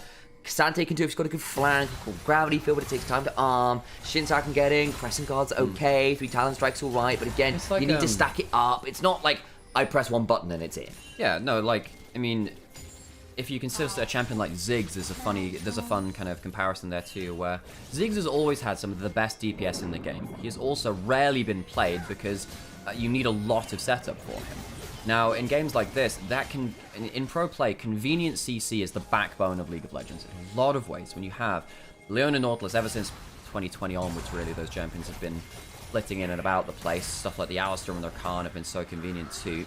Baron is now spawned. Dragon up in 10 seconds will be third for EDG if they were to get it. And they are at the objective first for once. This is what we wanted to see before. LNG will now need to try and fight for a bit of territory around this. EDG getting into River first is really bad news for LNG. They start poking up with the Victor, start poking out with the Varus as well, and they will have to be the ones going into the plate. They do have a Ryle on the flank who has flash. This is a good angle for Draw. Try and make it happen. Renekton in the picture in picture, trying to make things happen. Now TPing and looking to turn this one around. Short, potentially in danger. He's been collapsed on. Good double shadowing strike. ZDZ though, trying to find some angles on the other side as Zucker just gets eviscerated. Shockwave comes on forward, but it doesn't really lead to all that much. Xiaofeng now in danger himself. The Aegis Assault just runs out of juice. Oh. And they turn back onto the Dragon. The damage from Arn in that play was absurd. Wow.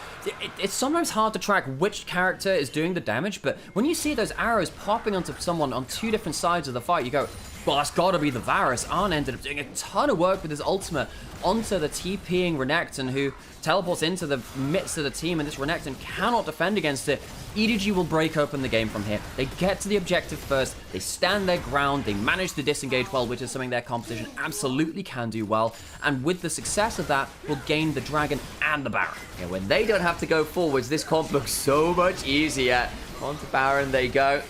Yeah, also did pick up Atakan, it's worth noting as well, so this will now be another one of those significant buffs to pick up. Haichao at the very least going to pick up the tier 1 bot side. You take what you can get, and this Ori is at least 4-0. Some stacks on the Dark Seal.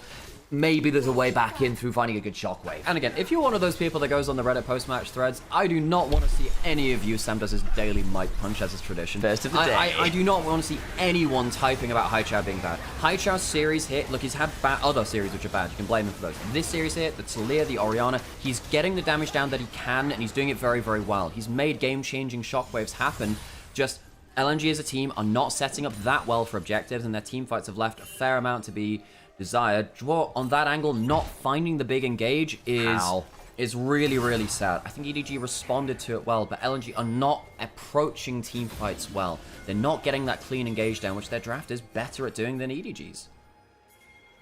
Agreed. Fish 1 eats a fair amount of damage there. 3 items on the Varus.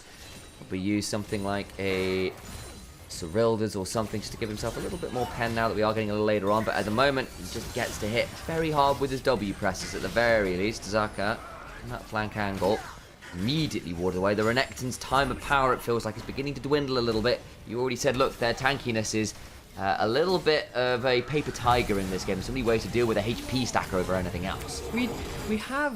Wait, in terms of tiger champions, Rengar is the closest, but he's more like a lion, right? No, actually, no, he is actually a tiger, think about it. The facial features of Rengar are actually more like a tiger. I've always had him more lion-like. I did, because that's the coat. That's the coat. He's got the mane. Yeah, he doesn't. Yeah, he has the. Yeah, but then tigers can have that kind of. That's true, maybe. And then obviously it's a lot more like Predator from the Alien. Yes, Predator obviously, yeah. Like again, a lot of people just do not recognize that. It is Kha'Zix and Rengar are literally meant to be Alien versus Predator, and it's not that subtle, folks. In the jungle, your teammates can't hear you scream, like, please come and defend me, Rengar's trying to kill me. I mean, on side lanes, no one can hear your ADC scream. Flips around them quite nicely. Oh, hang on, here comes the Pantheon ult, trying to catch out the... Oh, everyone else had recalled. Everyone else had recalled, and the poor Varus will pop cleanse and die on the retreat, shut down, going over to the side of Pantheon. Great timing on that pickup. Again, it doesn't really lead to all that much right now, but you take what you can get. So Arn fought out again there. I think he's been doing fantastic damage, but it's not been a flawless game. Not a great set of recalls. The 2 deaths he had most recently have been ones that you go, that one was a bit foolish. Yeah. I have more forgiveness for that one. That one felt a little bit sad. Everyone else recalls just a second before. You should still recall on time. Yes, but still. No, that's the thing. Like, you might have more forgiveness. I don't, because that is a simple thing to get right. Just be like, they can force with ults, press B at the same time. It's quite easy to do so, or at least have someone cancel their back and make sure that the AD carry is never the last one recalling. You may have a point. Baron's now falling off. Let's be honest, EDG wouldn't have been able to use the rest of this Baron buff anyway. They'd call it quits there, get themselves a recall. Arn will be back onto the map. It's not the most consequential death. It's not like LNG can do that much. Does give them a shutdown. Pantheon, who was ahead 1.5k, went down a little bit of gold, is now back to even. Xiao has done a great job of slingshotting back into relevancy. We've been asked a hard question in the videos chat by AntDog. Who's going to win between this LNG and our 1-20 DN freaks? Did not finish. God, it's the stoppable force versus the movable object, isn't it? Yeah, there's just a pair of coughing babies. Coughing baby versus coughing baby. Hydrogen Atom versus Hydrogen Atom. We've got Soul in 40 seconds. Maybe I'll let you brew on that. We can have that conversation a little later on. LNG, we meme a little bit. It's been a bit sad to watch. That's why you have to find some humor somewhere, because LNG just don't look very good. It has to be said. Finally, worst stand. You know, the meme of the scientist with the vial discovering something. Oh, no.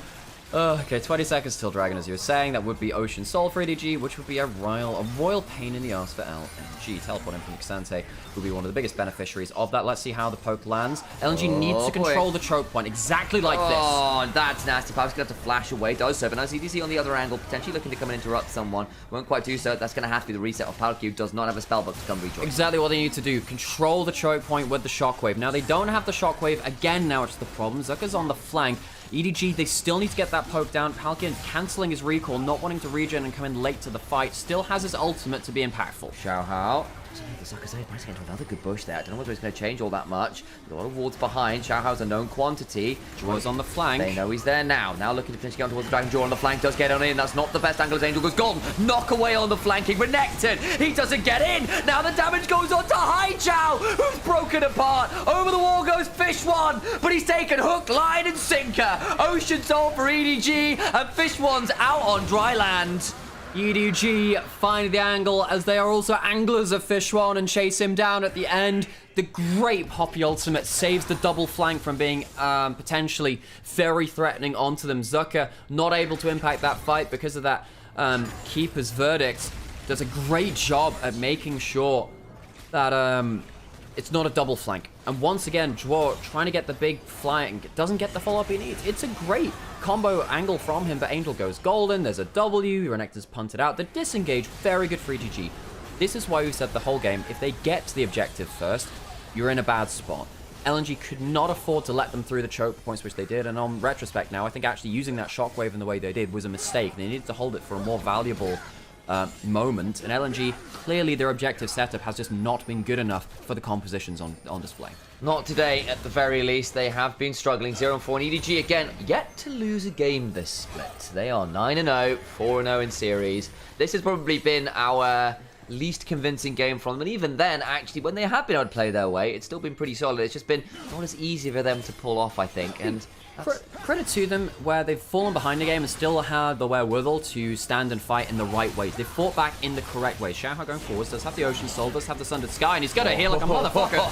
Oh, yes, he does. Haichao says, bye, Chao. Still got a GA to work with. The Arcade Storm is rocking and rolling. Xiaofeng flashes away. ZD's here in the backside. He's gone all out. Just this once, Master. Knock up the Grand Starfall. Looks like a firework failing to get into atmosphere. It's just not quite burning bright enough, is it? The incandescence. A flutter in the flicker in the wind. Zucker will slice away, but we know what those dice are rolling. It's natural one, Snake Eyes. Wind becomes lightning. Audacious charge, still up and available. Second wind becomes lightning, gets sliced away from again. And he's just going to buy some time. The Shower's like, no, let me get this kill.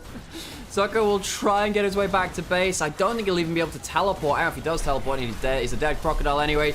That will be 10-0 in games for EDG. 2-0, 2-0, 2-0, 2-0, and yet one more 2-0 to end off their first 5 series. In the death of the splits, 2 down for EDG. They find themselves in Nirvana. In the afterlife of the LPL, they are doing wins, but they are still very, very strong from their start. Let's hear those Gyos and hear how the crowd feel about the matchup.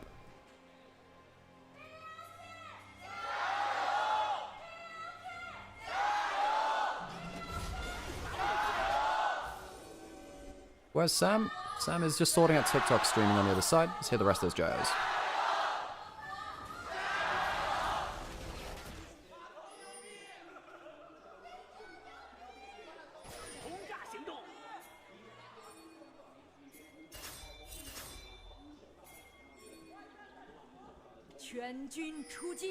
Early level.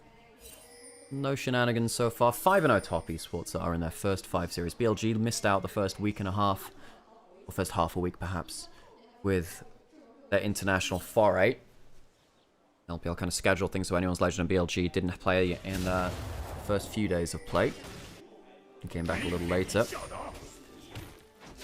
Knight was very, very good against, I believe, it was Xiao here at that first. Missing the first bomb of the lane. Well, Skill Shot actually in the first doubles goes pretty hard here. On just hooks into a wall. He's going to get translated up. On that is not good. You do not want to be missing and hitting the wall. However, the arrow goes wide from JackeyLove, and the second one hits, because of course when you do hit the wall, you get your hook on half cooldown. No cleanse for JackeyLove. Will take the full burn of the ignite. Pull away minion into tower, and despite the hook at level 1 missing, Elkanon end up winning the early level push. Holding on to that fourth shot. Don't want to land a hook onto the tower there. We'll pull you into tower range. Level 2 going to be hits now. So control for bot lane of Elkanon. Good 2v2, especially against JackeyLove and Hung, who have been playing well in 2v2s so far. Good victory to get. A little bit of poke down from that W from Jhin. That starts to rack up over time. Fourth shot onto town. Get a bit of damage there. Nidalee clearing very quickly from top to bot side. Well, trying to fight over that bot scuttle. Perhaps the plan for JackeyLove and Hung is to get a bounce back for when Kanavi is on the bot side of the map to fight over bot scuttle. You see that Azir just put a ward into bot side of his own mid lane as well. Poke from Knight doesn't seem to be landing that hard onto Cream right now, given the HP. That's another bad hook there from On. And Bin and On, their duo, 400 games here in the LPL. I believe On joined BLG in, was it 2022 he joined? It was a strange old time for him, because he was blamed for their semi-final loss in one of the big playoffs he had there, because he had a very poor, I can't remember if it was Leona or Nautilus game, where things went very badly for him. Trundle completed the first clear. In bot side for the Scuttle spawn. Azir is coming down as well. Spear lands onto Shadow. And yeah, you don't win against the Nidalee in the 1v1. Another spear lands. Shadow, you can't afford to take that much poke. 2 spears in a row is quite a lot to be giving over.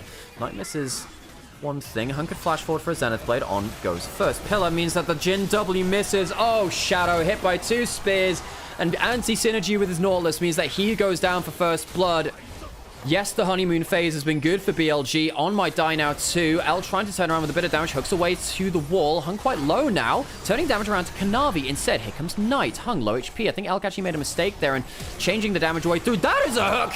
Jesus Christ! Elk gets that around the wall. Bend the bullet. Angelina Jolie would be very happy and ends up being 1-for-1. Trundle will respawn and go towards top side. And somehow the play ends up being quite even there. Kanavi gets himself bot scuttle. He might be able to get himself some wards into the enemy jungle or just a bushwhack. Yeah, gets himself a bushwhack to help. We'll recall in the enemy jungle. Shadow will get himself his scuttle. But make no mistake, that play around the bot side was on Shadow's micro misplay. He'd just been hit by 2 spears right here. On lands the hook, and then Shadow pillars Kanavi out of the Jhin W. Gets hit by the Leona because he flashes late and then dies. That is bad play from Shadow. He's had a great entry towards BLG, but the honeymoon period has always been question marked if it is honeymoon period. Elk turned a bit of damage around onto Kanavi there. Supposed to stop follow-up onto On. That hook is insane. His hooks have been flip-flopping a little bit. Gold lead now even. Kanavi on top side. Potential of Cassante looking to start a fight there. What's up with this new Ziggs log? Ziggs has always been good into Azir. Always been good. Knight is good at the Ziggs, and it deals with their Azir problem, which Knight doesn't love to pick. I mean, you can play it. It's just not what you want to see him on. I'm much less of a hater of Knight's Azir than many other people. I think people go overboard, but it's definitely not a pick you want to see him on comparative to many others. Bin just hits level 6 now. We'll use that to not clear out the wave fully. He'll get the Flame Spitter on anyway. Fast close the wave. We'll go back. Not running the first strike, but has Inspiration secondary of the Triple Tonic.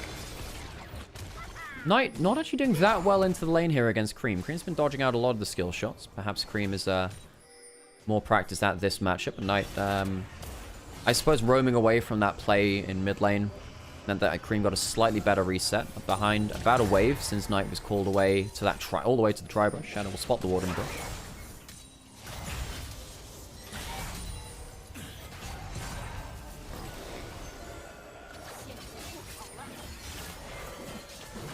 Shadow down towards bot side. Eats another spear. Kanavi's Nidalee has been very, very good in the past. I believe we have ourselves a live TikTok stream as well now. Ain't that crazy? We changed out the format a little bit. fight in the bot side river. Kanavi taken low. However, CC starting to land. Hun going forwards, dropping the Ignite onto Shadow. Is there any more CC to land onto him? I don't think it's going to matter at this point. Top Esports walk away with Kanavi still on the map, getting the bottom scuttle potentially on spawn here as well. BLG not winning the bot side 3v3. Shadow has been, been a bit niddlied in the early game. We did say that the Trundle struggles against AP farmers. And has struggled here. Got hit by those 2 spears in that first bot river play. Arrow lands onto Elk. Hook lands, however, onto Hung on the other side. Pops the Eclipse. Has the Aftershock, by the way. Not going towards that spellbook. Really wants to be tanky. Wonder if that's a mistake into the Trundle, actually. Again, gives you the chance to give him even more stats on the other side of things. Kanavi still on bot side. CC lands. Is there an ult from Jackal? No, he's not level 6 just yet. Good damage onto On. Will hook away. Oh, nice job out. Actually, the captive audience potentially got a bit scary there for Jackie, but he'll get away with it.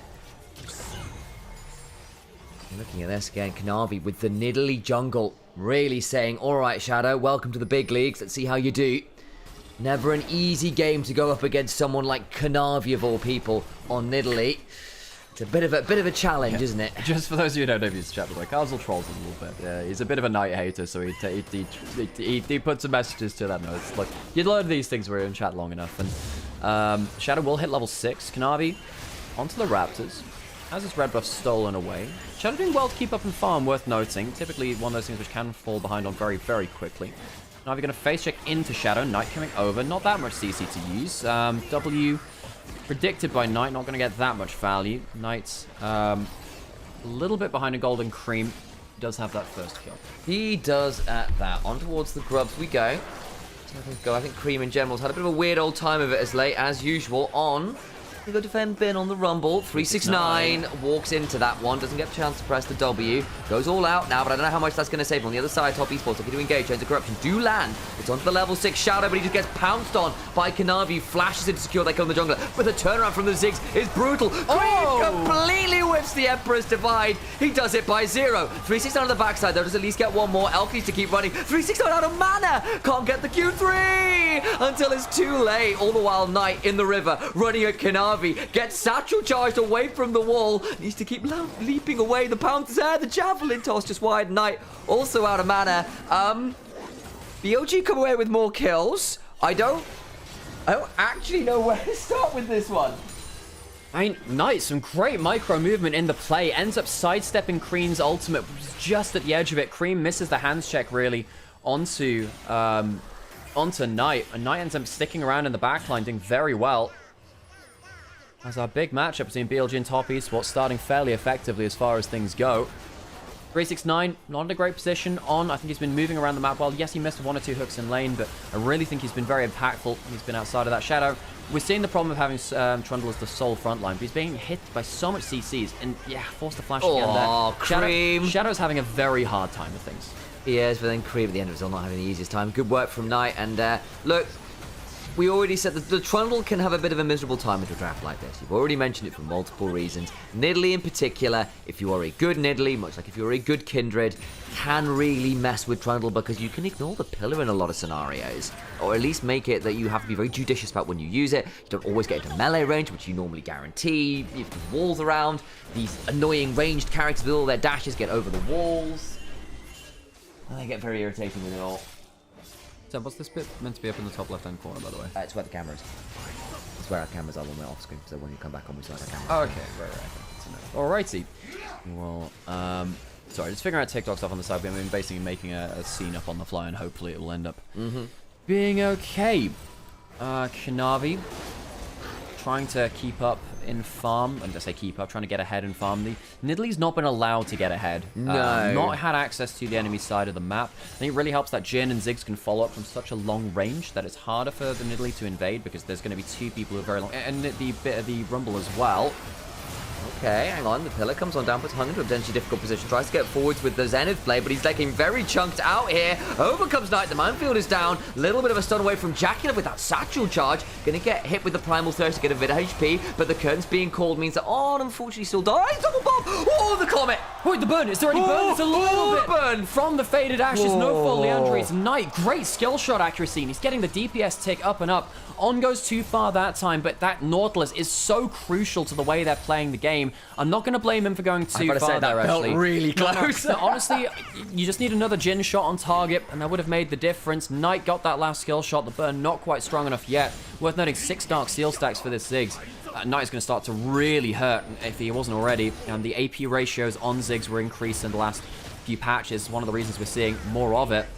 On's having a great game on the Nautilus. I know that the first hooks of the game are a little bit odd, but honestly, he's been playing so well to start the CC chains up. And even though the Trundle is really struggling, I think this is Shadow's most punished game so far.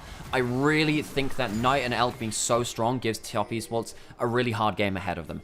Anytime they misstep, the follow-up from the Ziggs and the Jhin, which is pretty much always in range, will be very potent.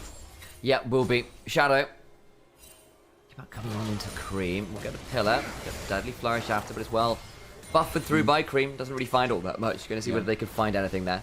There's a comment in chat, which it is a joke, but I think it's an interesting conversation to have around it, saying like, okay, well, you know, tell me the difference between LCK and LPL by looking at the dragons. The reason that there haven't been dragons taken in this game is because the Trundle can't do it against the Nidalee, because the Nidalee can poke out, and Top Esports can't start it, because then you'd be stuck in the objective pit against Jhin and the Ziggs. Everyone has been around bot side river so frequently, no one's had time to go towards Dragon, because both of these teams have very quick follow-up. Top Esports need to be really respectful of the Ziggs coming into the play. He's gone towards the Blackfire Torch first. It's not the Ludens, it's more about the consistent burn. We'll see what he ends up going towards the second item. I would imagine either him or Bin go towards the Bloodletters to open up some extra magic resist shred. I would prefer it on the Rumble, honestly. I think the Ziggs just wants raw DPS, especially given how much his AP ratios matter, and Bloodletters doesn't have the biggest amount of AP in the game. Yeah, I think that's fair. Blackfire Torch is pretty solid. Collector coming on in as well for the Jhin at this point as well to try and catch out people like that Nidalee and the Azir and the Varus and get value on that. We'll see where things go. Rumble gets to come on forward and get some value in. Does do some work here to get something for people. Bin, Shadow, looking for potential dive here on 369. Gonna get hit by the Equalizer. Goes pathmakering forwards, goes all out, but it's just back towards the Trundle. Nowhere really for K'Sante to go, and goes down towards Night Ziggs.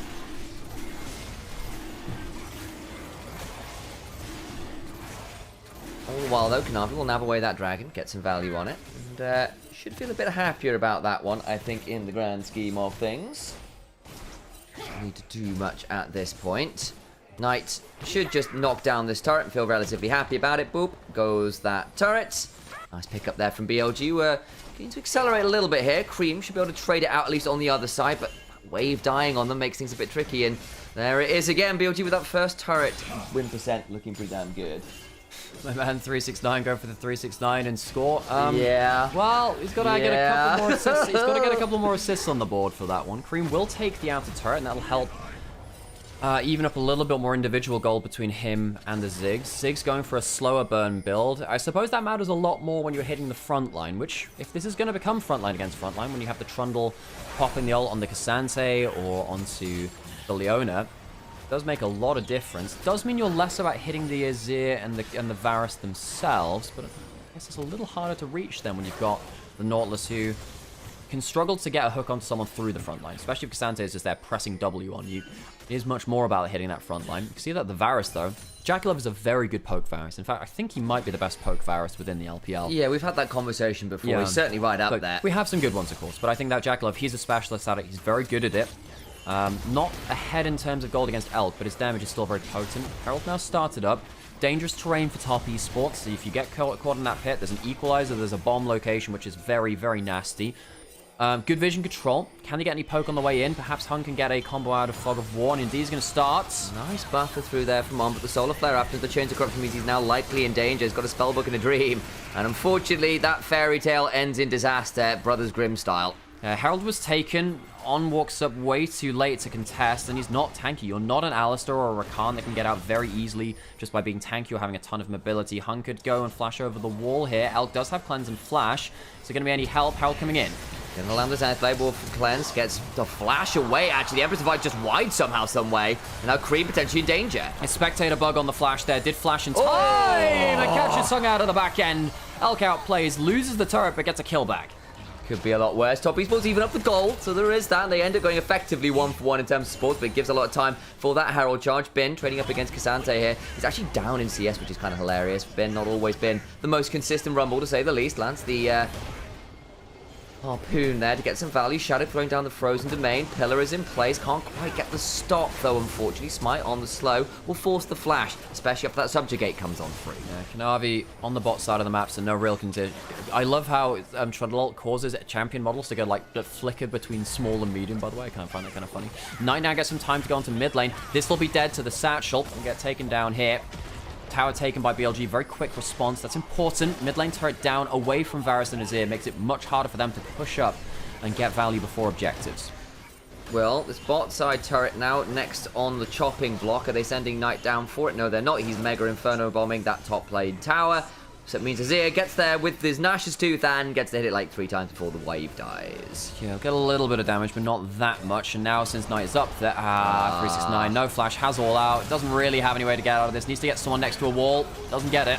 Very much doesn't. I'm not really sure how much time he's going to buy. There is a teleport coming, but that just looks like a bad TP to me. Hang on. The rest of top esports are coming on in. Where is Knight? Looking to find a potential angle in. The Deadly Flourish lands onto the side of that Leona. The Equalizer isn't bad, actually slowing down Kanavi. Cream gets to the backside. Does get onto Elf, who just stands and delivers. Gets the 4th shot on the Leona. Flash off over the jump. Kanavi jumps forward. Does get the kill back. Primal Surge healing, but he gets burned out. Flash away from Binky. Team alive. And BLG outplay the skirmish. Even with the Azir turret set up behind BLG on the ruins of their own bot lane outer, it's BLG who end up winning the fight. They didn't even need the Ziggs. Knight thought, well, I'm not going to teleport in because I don't want to just sacrifice a teleport in a bad location while I could be cross-mapping. They win in the 4v4 after they kill the Cassante, and Ziggs get some time alone on a side lane. BLG, massive play for them.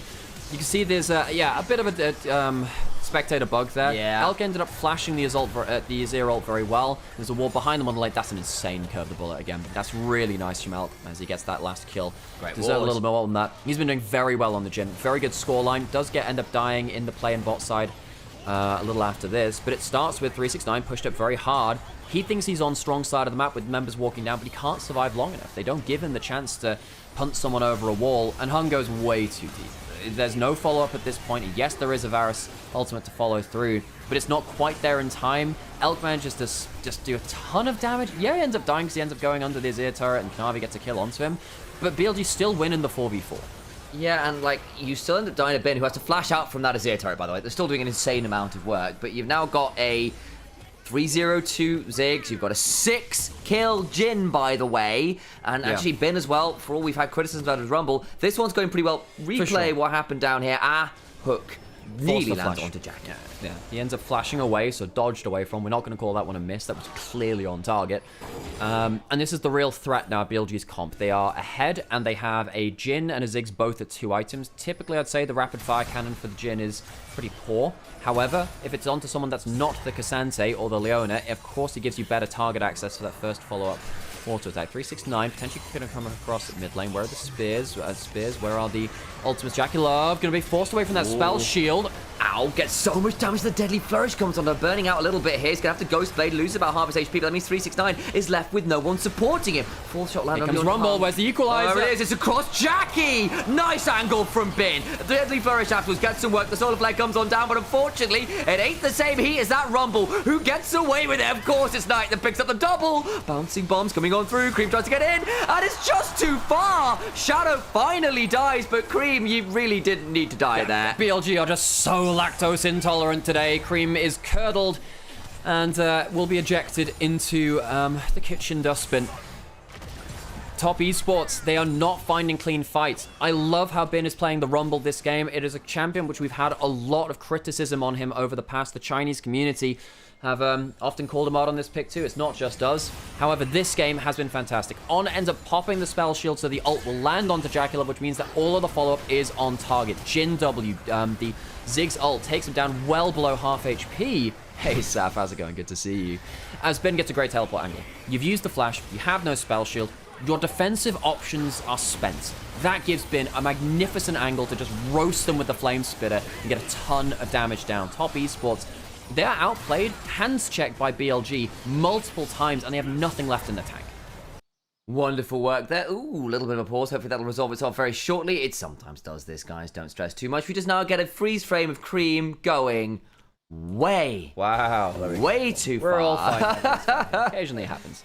And we're back into the action. 1,000 gold lead in mid lane, 1,000 going on 2,000 gold lead even for top lane, who has built up the Bloodletter's Curse. Of course, there's better items for Knight we're building. He's got a Magi Soul Stealer. He has my god. He has the Ego item to build. Actually, no, I'll take that back. Sorry, Saf. Yes, my bad. Yeah, see why I wasn't replying? I'm busy yapping at video games. And I did, however, leave 2 voice notes, Saf. So I have replied to them. Don't you worry. As we get in towards our next objectives of the game, Saf's a very good friend of his IRL and is currently in our part of town, so we're going to meet up at some point, which is very, very cool. Long time since I've Saf may well have voice acted in many a game you've played. May well know their voice. Very, very talented person. As we come through back into the game, Elk and Knight leading the gold overall totals. And yeah, the Bloodletter's done on the Rumble. Really horrific scenario for top esports, because now what you have is potentially Electro Harpoon plus the Bloodletters shredding your magic resist to well below half. And even though there's a good amount of magic resist onto both Hung and 369 just because of the Eclipse and Aftershock from Hung, and then 369 with his various magic resist itemization, if you get hit by that magic resist shred and then the Ziggs hits you, you're immediately removed. Top esports, because of this, I don't think they can front to back anymore. No. I think they could earlier into the game, but I think with the amount of gold, the amount of items that these solo laners have from BLG, I don't think that's an option anymore. It's going to be really tricky. And again, like, just the range is so challenging between equalizers and Ziggs. And the Jhin actually at this point going to have an Infinity Edge pretty shortly. Again, that is a 7-kill option. Knight might be a bit deep here. They found Hung, who's looking for the flank. Really good scouting from Knight. Satchel charge away. Will be safe because there's a Sun Disc available, but Hung's flank angle just immediately dissuaded. I have to say, on the whole, Hung, since joining top esports, has had a good time of it. He's been playing very well compared to his disaster split on Weibo. Spellshot blown off Jackal, that's a difficult problem for him too. But Hung in this game has been very, very found out. He's 1 in 5, he's not finding the engages, he's trying to play around this vision around the side of the objectives. Atacon is clearly in the sights of top esports. They really want to play around this big old demon in the top side. They're not being given it for free. Pillar potentially could land. Not doing that much value, though. Yeah, got between 3, but didn't really get too much. But now Hung's gone in. Actually, On's pretty low. He may well go down there. Not bad, actually. Nice angle there from that's Hung. a bad teleport from Bin. Oh, boy. He's going to be all right. Gets a slide away. He's damn quick because he just gets the Nimbus Cloak speed up alongside that Scrap Shield. Shots coming on through from Elk. Doesn't really land all that much. That Equalizer sucked, by the way, from Bin. So it's kind of trap off the Azir a little, but they can't do too much more than chunk a few people. Yeah, he has the Swift Marches, the upgraded Swifties boots, and the teleport movement speed after the Nimbus Cloak too. So he's very quick out of there. But not a great look there from Bin. Ends up losing most of his HP, and as you were saying, that Equalizer was not good. The rest of his game has been. Knight trying to save them, really, getting some great damage. If Knight's poke hadn't landed, I think this play would be completely unplayable. Shadow, where is he? He's coming around the side, trying to look for a flank. He doesn't have the subjugate. Once that the pillar reveals his position. Yeah, but what does that change? Elk! Oh my god, he's gone too far. Cream gets Knight, and it's all falling apart for BLG. Elk goes too far forward, ends up having to flash backwards, and Knight is baited into. Cream will get the play, but the misplays from Bin and Shadow around that top side really leaving them without the HP to contest. And top esports, they might have found an angle in now. Hung has flash, has ult in 5 seconds. BLG can't stick around. Top esports in one fell swoop, get the Atacon, get the top lane turret, and they kill the Ziggs, and get rid of the Magi stacks. That is kind of nasty. I hate to say it, it's kind of nasty. Right, Baron's up. Top esports won't get a hold of it. It's holding on to the Magi's for now is Knight. It's not changed the game crazily. It evened up the petals. But we'll look at this one because, of course, at this point, they've picked off On, who isn't here, and they're going to come and try and trade this. But actually, credit to top esports, despite being the ones tanking this Atacon, they end up managing the poke and the step forward from Elk. It's just way too far. And the thing is, like, if Elk steps up, Bin and Knight have to as well, because you can't leave your AD carry there. He walks up into 2 soldiers. Realistically, the biggest missteps in this fight are Bin's teleport and then the step forward from Elk. That really sends this game, it sends that fight into a negative spiral. Have a great play from Cream, understanding his damage. Top esports, real credit to them, realizing, hey, we have an angle around the Atacon. We can outplay Top Esports no slouches. Knight is now without any pages within his Medjais, has flashback up again, is still very powerful, has the upgraded pen boots, which will give him a lot more damage.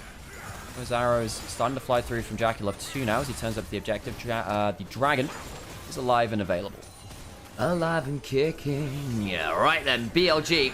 Let's see what they can do from this position, because Top Esports are the ones in the river first. They've got a fair amount of poke of their own. This is Zir, 5 and 3. 3 items could be a problem, though.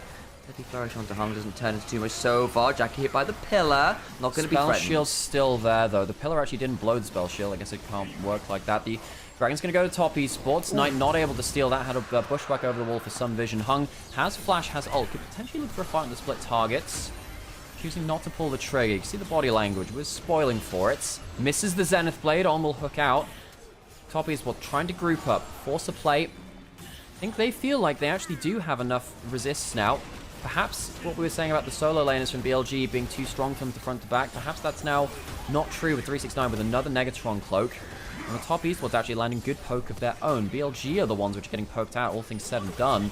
They will have to really review what's happened around the early game with the Trundle. I think Shadow has had a poor game on the Trundle, sadly, for him. That early levels set BLG behind.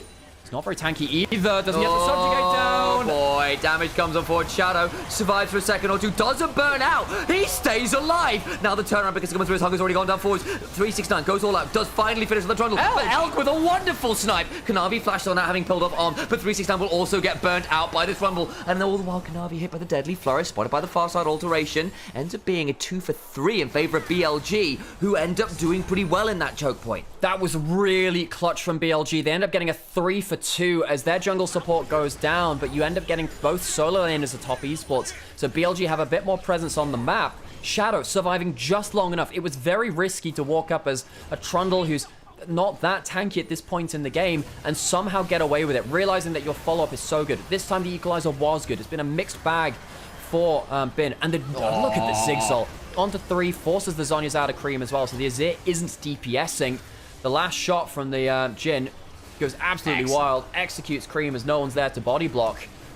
Kanavi does end up getting a kill, but loses his flash for it. The exhaust coming on through, many couldn't just walk away. Actually, not bad from On. He was kind of going down, trying to get some value there as using that spellbook to cycle through as many summoners as he can. 3.5 item in for Elk. Infinity Edge done. He is becoming a legitimate additional threat at this point. Baron, there and available. BLG thinking of starting it up.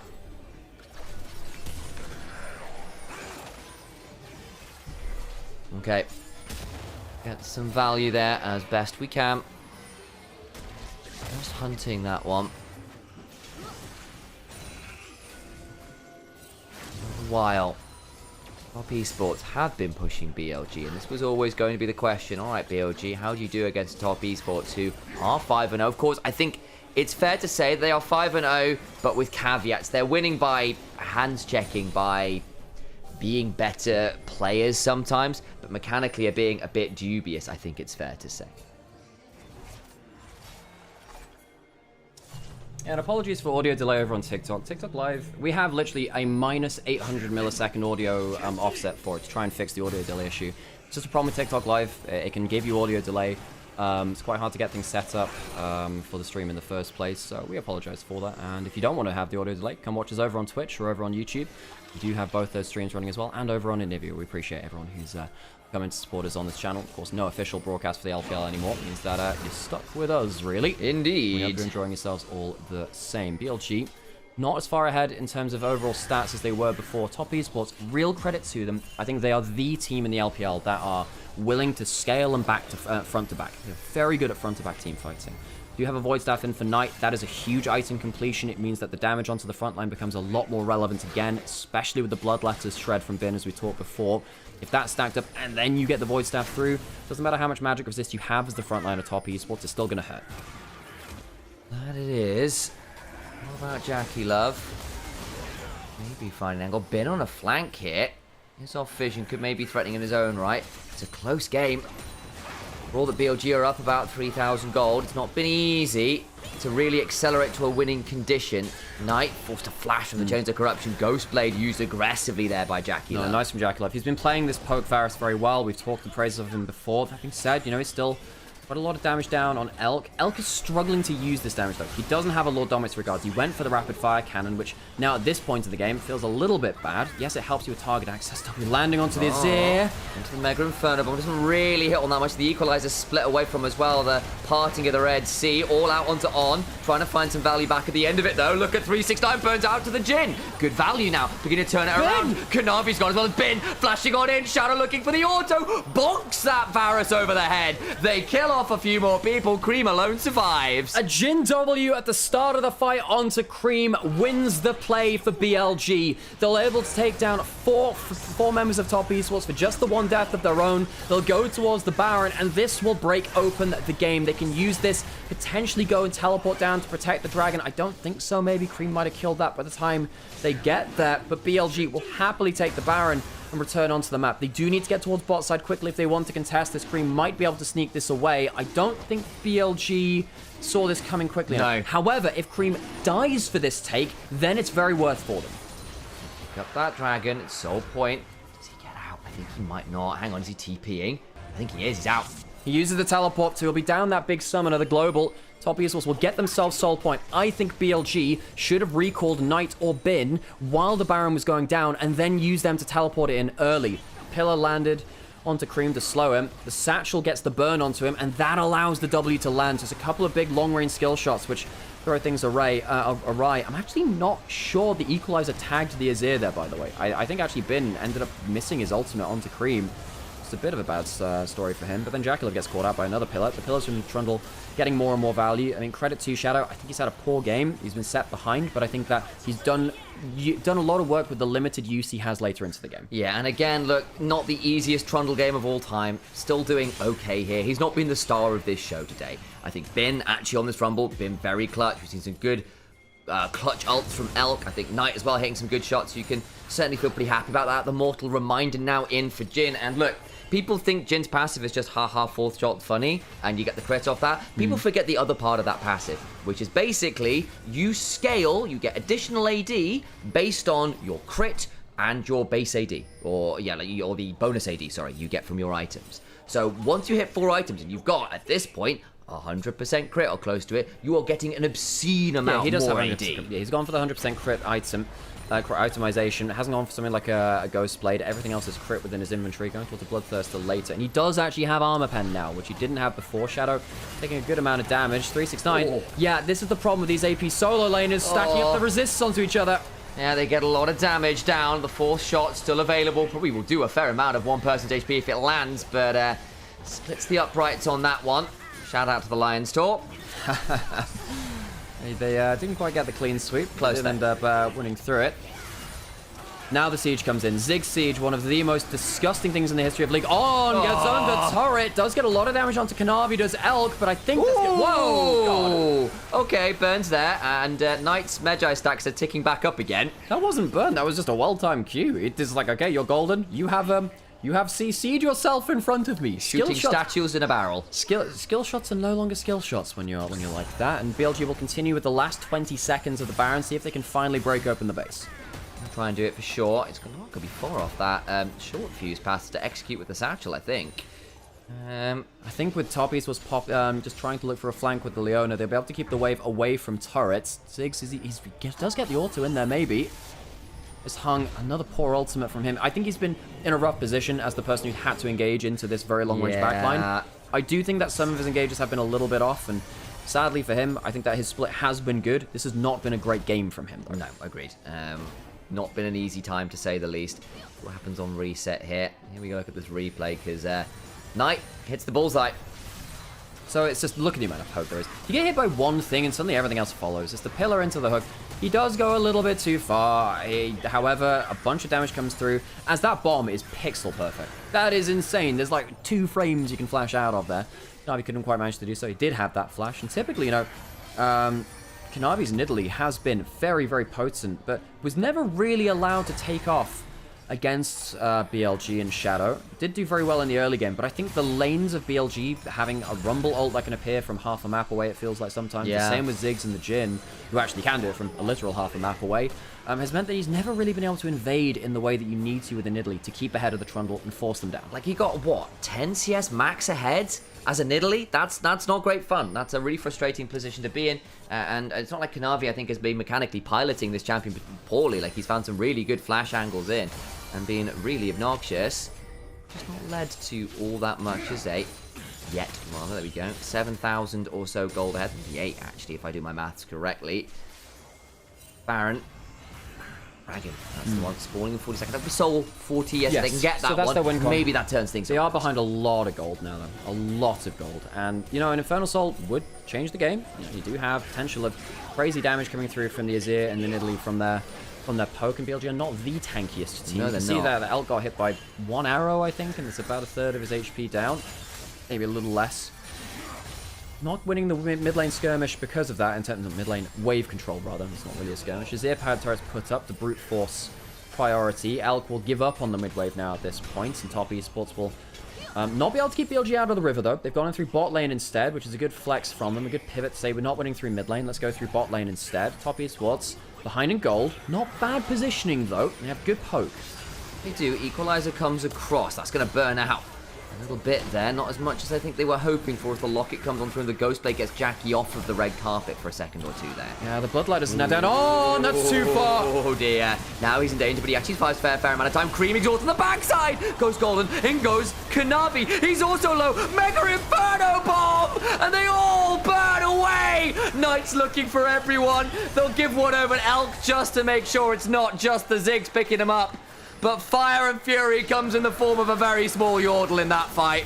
A 7,500 damage team fight puts Knight to 25 stacks on the Medjais and will carry his team through that fight to the finish. This Ziggs pick for Knight has been pivotal for BLG. They've never been an Azir team. Well, they don't have to be anymore. You can take the Azir and they'll counter it. Knight Ziggs, another great game. Second game in the split, only the third in his career, and he'll be at a 100% win rate all time. Heading on in, the value is good. And BLG have found their answer into the Azir. It never looked like Knight's most comfortable champion. Who gives a damn now? Give it up. Mash it this way. Much better stuff.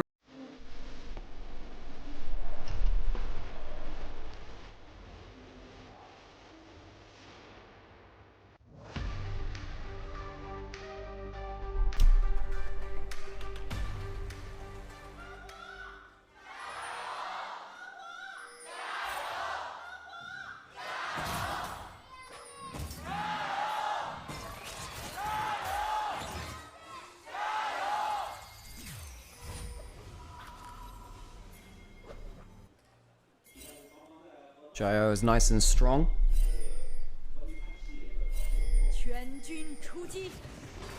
BLG, confident. Game 1 for large parts in that last game.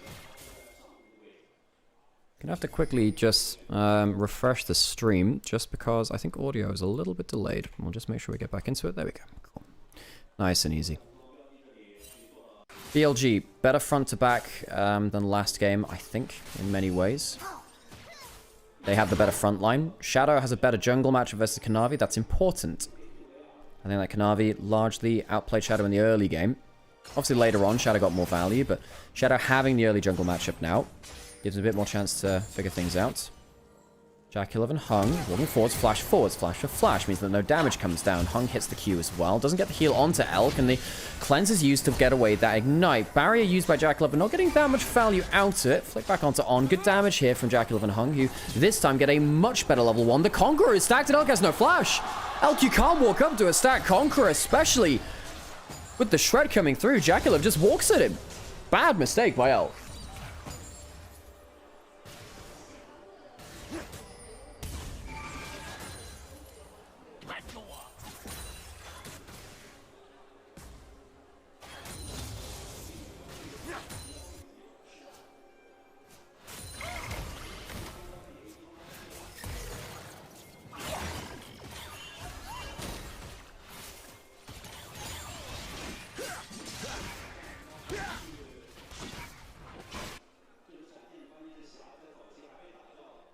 Well, fun stuff. Looks like TikTok streams had another couple of problems again.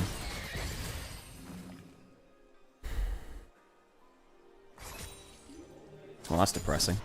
We've been trying to make TikTok streams work, but it's another issue with it. Not sure why. Really not sure why. Oh well, TikTok stream's down. Can't do much about that now.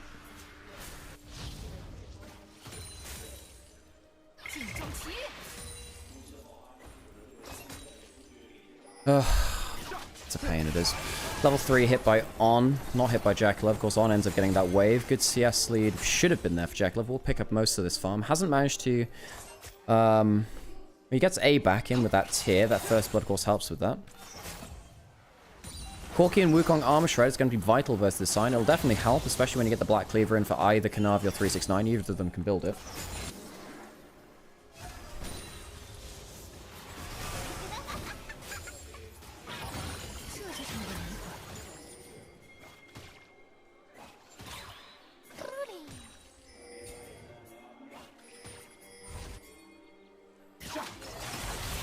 Fight in the bot side as well. On gets the double grand entrance.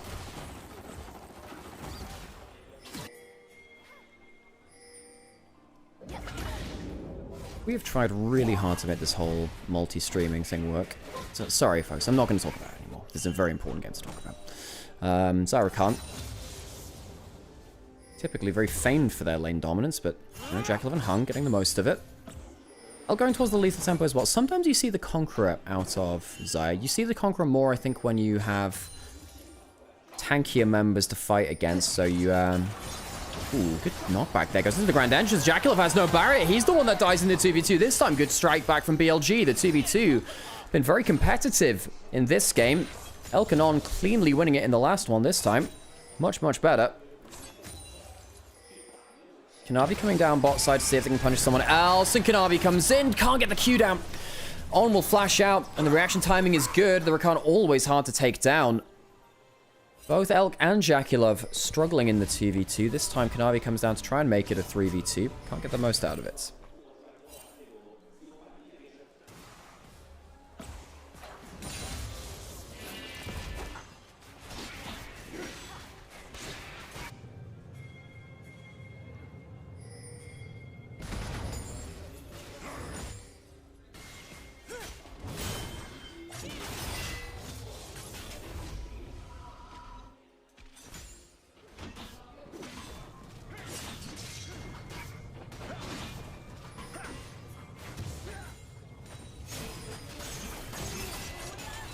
Bin has the level 6, hits the E. Elkanon coming over to lane swap. Bin going to reset, go towards the bot side of the map. Can either teleport or ult his way down there. 369 going to be zoned off a little bit of CS. The Ambassador into the Scion. Not a bad matchup, but not... Oh, Cream misses the ult to Knight as it eased backwards. Tried to get a big trade onto him. Knight doesn't have something like Merc Treads yet, so it would have been full duration of CC and full damage. There's no magic resist on Knight, and it will be the ult going towards bot side to clear that out. The whole wave is stacked up, so it's going to get great wave clear here. Nice, there you go. Scion ult, very good for wave clear.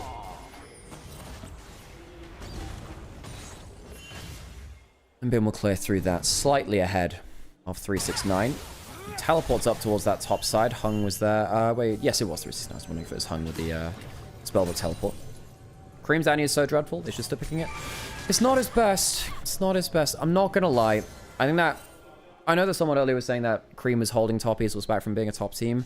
And while I think that's a bit overly harsh, because I still think that Cream is good, you can't argue against the fact that Cream is struggling compared to the other members in top esports. I think 369 has clearly been top tier top laner on top esports for still most of his time there. I think that Kanavi has been best jungler in LPL for stretches of time. Jaculov has been Jaculov. You know what you get with him. He's a top tier AD carry within the LPL. Occasional fall-offs, but god, the highs are so good. Pull back onto 2, 369. Still has that level 6 if they want to continue that fight. Elk doing a good job with the feathers. Elk always been a very good side player. Shadow. Finding out Kanavi doesn't have level 6 this Shadow. Cyclone comes through. Q dodged away from another Cyclone charge, and Shadow will go down. Kanavi has been brutalizing Shadow in the early game. Kanavi, does he get to use the Conqueror? Oh, yes, he does. Jump over from Knight. Can he get the kill onto Kanavi? Yes, he can. Where's the shotgun onto Jaculov? Q coming through from that Scion. Foss bomb lands. There's a flash from Knight. Does he need to use it? Perhaps not. Blue buff now coming up from Knights. Some extra damage from that barrier used. Conqueror is stacked. Does have the flash if he needs to use it. Bin gets the kill anyway, and Jackal, if you could have just flashed the safety, Cream will clean it up. But Top Esports largely getting the best of that, question mark? Kill to Kanavi, kill to Jackulov, kill to Cream. Oh, is that true? No, I think it was just the 2, actually. Sorry, it ends up being 2 for 2. You can see, though, that even though Shadow was, he's on the winning matchup early game, it's Kanavi the one that's getting the most out of it.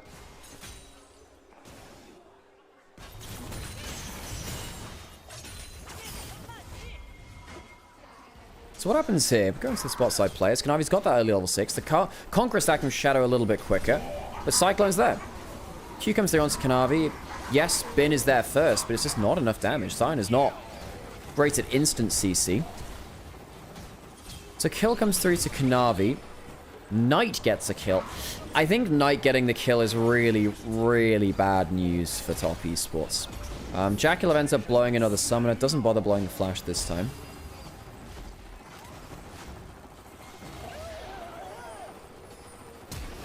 Fight in the top side. Kanavi's gone down. Knight gets up another kill there. It's Top Esports. They end up taking a poor approach to the grubs. Hung does have flash, does have ult. There is no ult for Knight. Ult coming through from Bin. Frontline is here. We'll be able to zone them off. You can't stay too long there, friend. Stunned up. Hung has CC as well. Yeah, Bin, you have gone too far there. That is way too far, my friend. Goes down for a second death of the game. However, 3 grubs to go to the side of BLG, despite the fact that Bin goes way too far. And ends up donating a kill over to Cream. He's now 2-0. Picked up 2 kills onto Bin in the last little while. Shadow does have flash. Doesn't have the Kratzen Guard. And Hung misses the stun. 5 stacks for Dark Seal for Knight. 4 for Cream. Both mid laners fed now.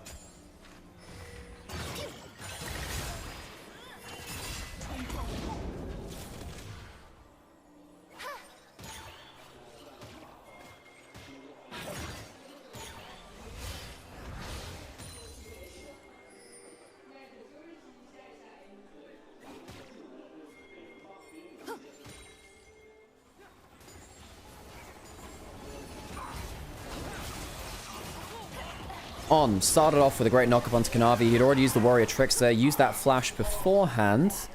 And dies. Bin was around the mid lane. Now, he does go too far, but he does zone off the team. Now, I think this was fine. I just think that the ult-in was fine. Sticking around after that was not. That is just less valuable, right? It does keep the team from getting in there, but you could just back off into a bush where you think you have vision control, charge up the Q from there. Cream will get the stun, but no ultimate to follow up just yet. Shadow does have... Oh, flashes forwards for it. That's what I was about to say. 3 Talon Strike comes on through. Crescent's Guard and Bin's out of range.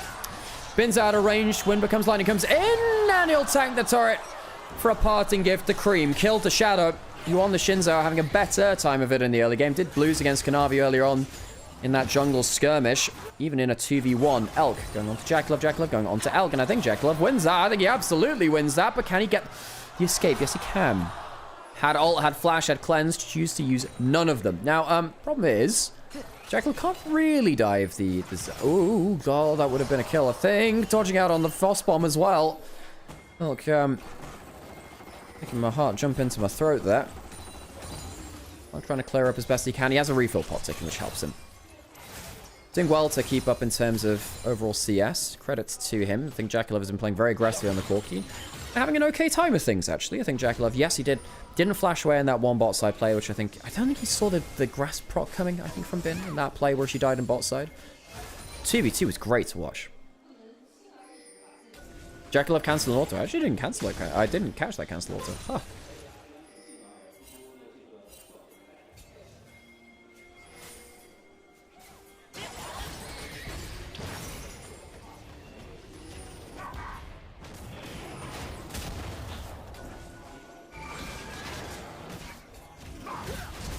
Ooh, flashing in. Knocker comes through. The Aurora over the wall. Not got that. Not got great follow-up that he lands. Is the burn enough? Well, if it wasn't, Shadow is with the wind becomes lightning. 1 for unknown right now. 369 getting rooted up by Elp with a ton of damage onto the Xayah. Means that no smite. Means that it's unlikely that Dragon's taken. But BLG with low HP on their AD carry. I'm not sure they can stick around and fight. So BLG won't be able to stay around for that either. Bin, no teleport, but could potentially back off and ult towards bot side. At least a recall, really. Kanavi's really struggling with this intro into objectives. The objective setup for Top Esports in this game in the early game has been poor. They were much better planning their early game in game 1. And while all this is happening, Knight is picking up more and more of the pieces. 2-0-2 on the Aurora. Going pretty damn well there.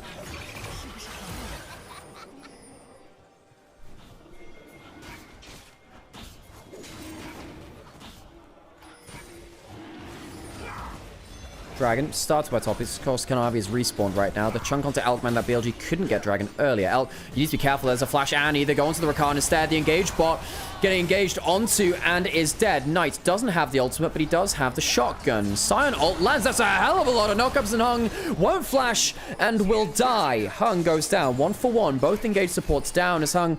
That one is not great. You really don't want to die that. You could have had a clean one for O. Flash out. Didn't have the ultimate. Could have potentially waited for a retake of the Dragon Pit because Hung doesn't flash. Ends up giving BLG the win around that objective. Knights, another set of Dark Seal stacks. 7 Dark Seal stacks is so powerful. Aurora, yes, has a lot of base damages, but yeah, you know, the AP ratios still hurt. Of course they do.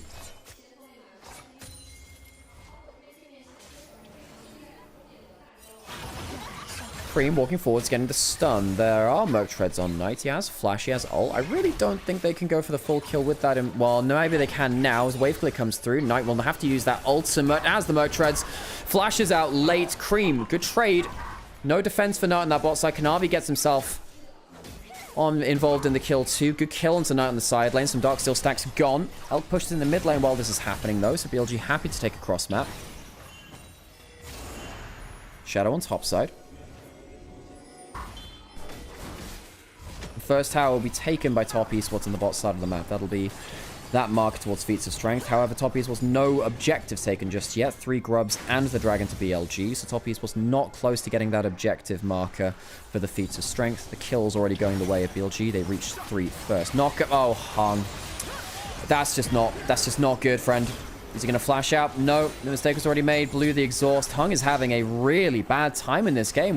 What was his score last game? At least 1-6? 1-7 maybe? I'm having a bad time. And I thought he was having a much better time on Top Esports than he was in Weibo. I think he was playing quite well.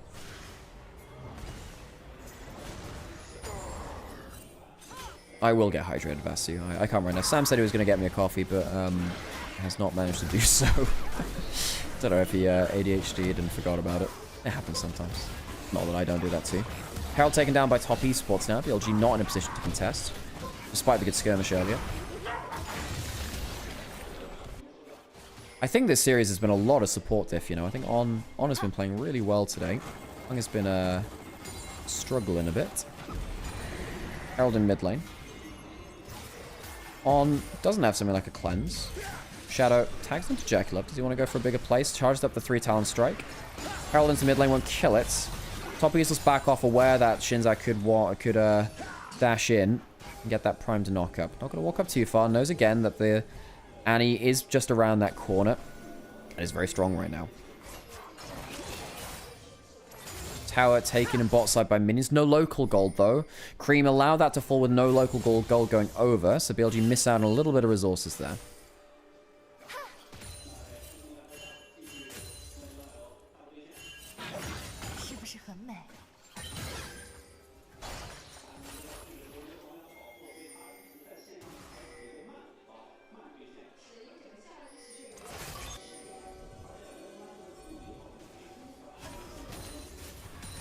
Knight pushing up quite far in bot side, actually. We'll clear out one wave. Cream not able to catch up and do that much, though. Sion ult towards top side. The farm alarm for Sion is sounded. Wave clear of the Sion ult. Effective. Jackalope falling behind a little bit on Elk now, but he's about to hit his big power spike at the Muramana Triforce.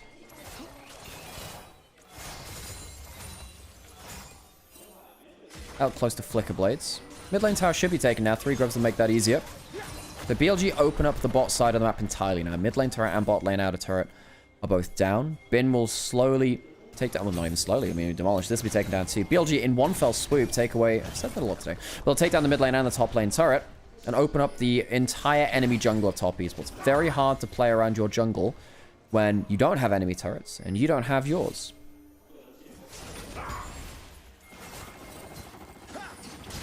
Jackal getting a little bit of damage down. Top Esports really needs to take an outer turret.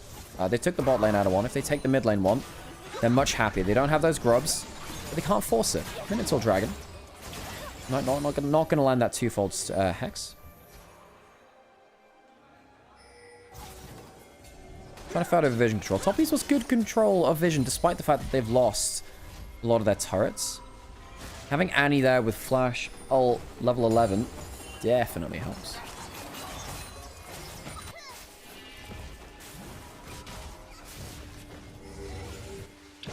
At all, Sam. TikTok stream died again. Oh, no.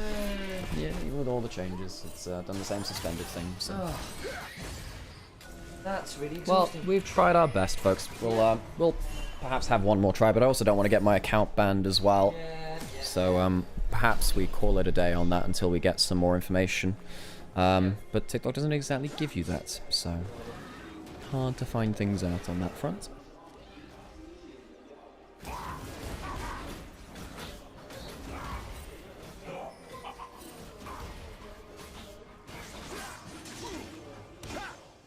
Shadow starting up the dragon.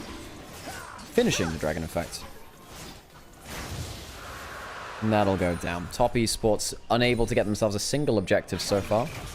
Those are the neutral ones. Knight, good poke onto Canavia. The Leandri's Mark can obviously choose to go towards something like the Bloodletters or the Riftmaker. I think Riftmaker's better in this game because you're looking at extended fights. I think the extra HP makes a bit of difference. And I say when I looking at the extended fights, right, you have a Scion, you have a Shinzao, you can play a little bit longer. It's not against tanks, but I don't think that the magic resist is going to be, the magic resist shred, it's going to be as impactful. BLG having a great start to their split. It's changed out jungle. H1 is still on the roster technically, but benched. Shadow I do think has been diffed by Kanavi. That's not an unexpected thing, folks. It is Kanavi. I think that Shadow has been still good at playing from behind in a way, which is very important when you're against very good junglers, of course.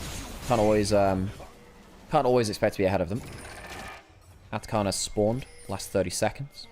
Been doing very well at wave clearing out against 369. More than that, actually. 369 forced the flash. Shadow trying to get in range for his E. Dashing forwards. Has 3 Talon Strike. And the slow lands, goes unstoppable, has a couple more dashes. Can Shadow get in range for the 3 Talon Strike? Yeah, he can because he's got an Audacious Charge. 1 dash stopped. 369 with an ult and a flash cannot survive, and Bin and Shadow clean up that kill. 3-1 on 4 now on that Shinzao. Shadow getting good kill participation when comboing up with Bin. I think almost all of them have come through with that as well. However, that has left mid lane turret open. Flash from Hung on using that disengage. Ult thrown through from Elf. On will not die. Mid lane turret will fall. That's a good objective for Top Esports. Losing Ambessa but getting mid lane turret, I don't think you're unhappy with that. And we're here to inform chat that Maya is in your lap. I mean, Maya is a very adorable cat, so I thank you for this update. It's very important to me. Hello, Maya. Knight jumping forward to mid lane, using that move speed of that W. Not able to get in range for the shotgun. Clean feed will just quickly take a pause again. It'll start to kick in again in a second, folks. Don't you worry about that. Well, bloody well hope it does anyway. There you go. Nice. Back in action. Back in action. We'll probably jump forwards one more time now. When it refreshes, it does that. Yeah. That's what Hoya does anyway.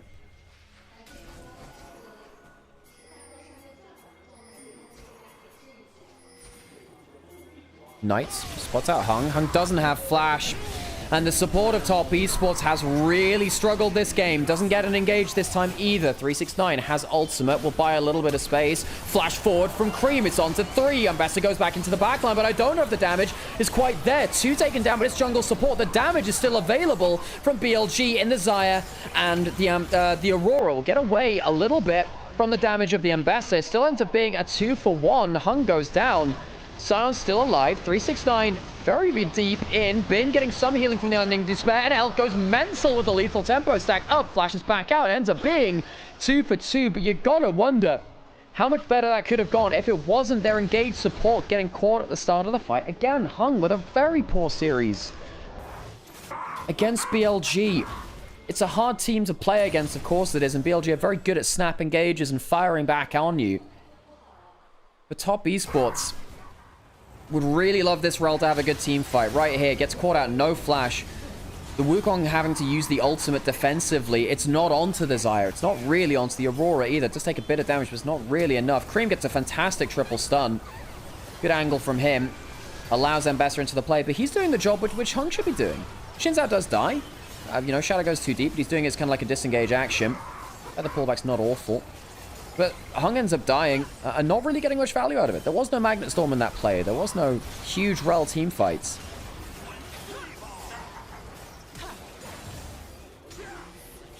BLG, not that far ahead in gold, but now they have the Riftmaker on Knight. Those longer team fights go pretty nuts for him. Last Whisper onto L, going towards the Lord Dominic's regards. Bin holding the Tri-Brush, as any good front line around Antikarn should be. How long can they hold it for, though? Trying to be that good front line. They will be able to break their way in through the choke point. The feather pullback will help. Bin might die for this. It's going to be taken down by Xin Zhao. Sion goes down. Wukong goes down on the other side. Triple knockup is magnificent as the ult from Aurora is laid down. On top of it, the stun from Cream does do some work, but it's not nearly enough because the Crescent Guard was up and Bessa will die. And Bin holding the choke point, giving up his life to make sure that Top Esports don't get easy entrance, gives BLG a platform to fight. That death is a good one for the Sion. Both On and Bin doing a great job. Their 400th game together, by the way, was passed in this series. Can't remember if it was, I think it was in game 1. BLG will not just get the Atacam, they will get themselves the Dragon as well. 42 petals. Giving them a good value in terms of XP and adaptive force. Bin, great job at holding the choke point. One of the most important things you can do around Atacon is hold the choke points well. Tri-Brush is the one. I almost wonder whether Top Esports should have gone through bot lane instead. It's a much easier entrance to go towards. As Hung, again, unable to get that much value down. Doesn't get onto either carry. Quadruple ult was that from Knight as well? Yeah, that choke point, disgustingly powerfully controlled by BLG.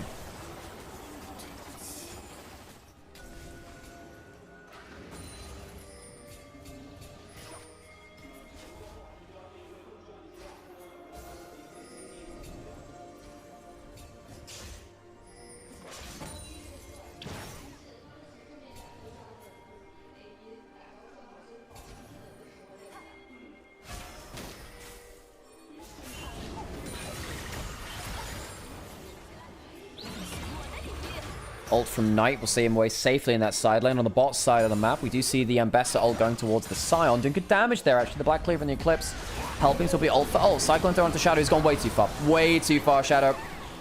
You cannot afford to go there. You knew that members around the top side, and you've just died around the Baron spawn. Shadow, not great from him there. Need to see more from him around that kind of clutch objective play. Him dying is a crucial misplay. Shadow may have just opened up the door for Top Esports to get this Baron on, trying to be the face checker. Rakan's not fantastic at it. We'll spot out Hung. We'll have a little bit of vision onto Hung there as well. Baron won't be finished, and luckily BLG will lose Shadow, but not get punished beyond that.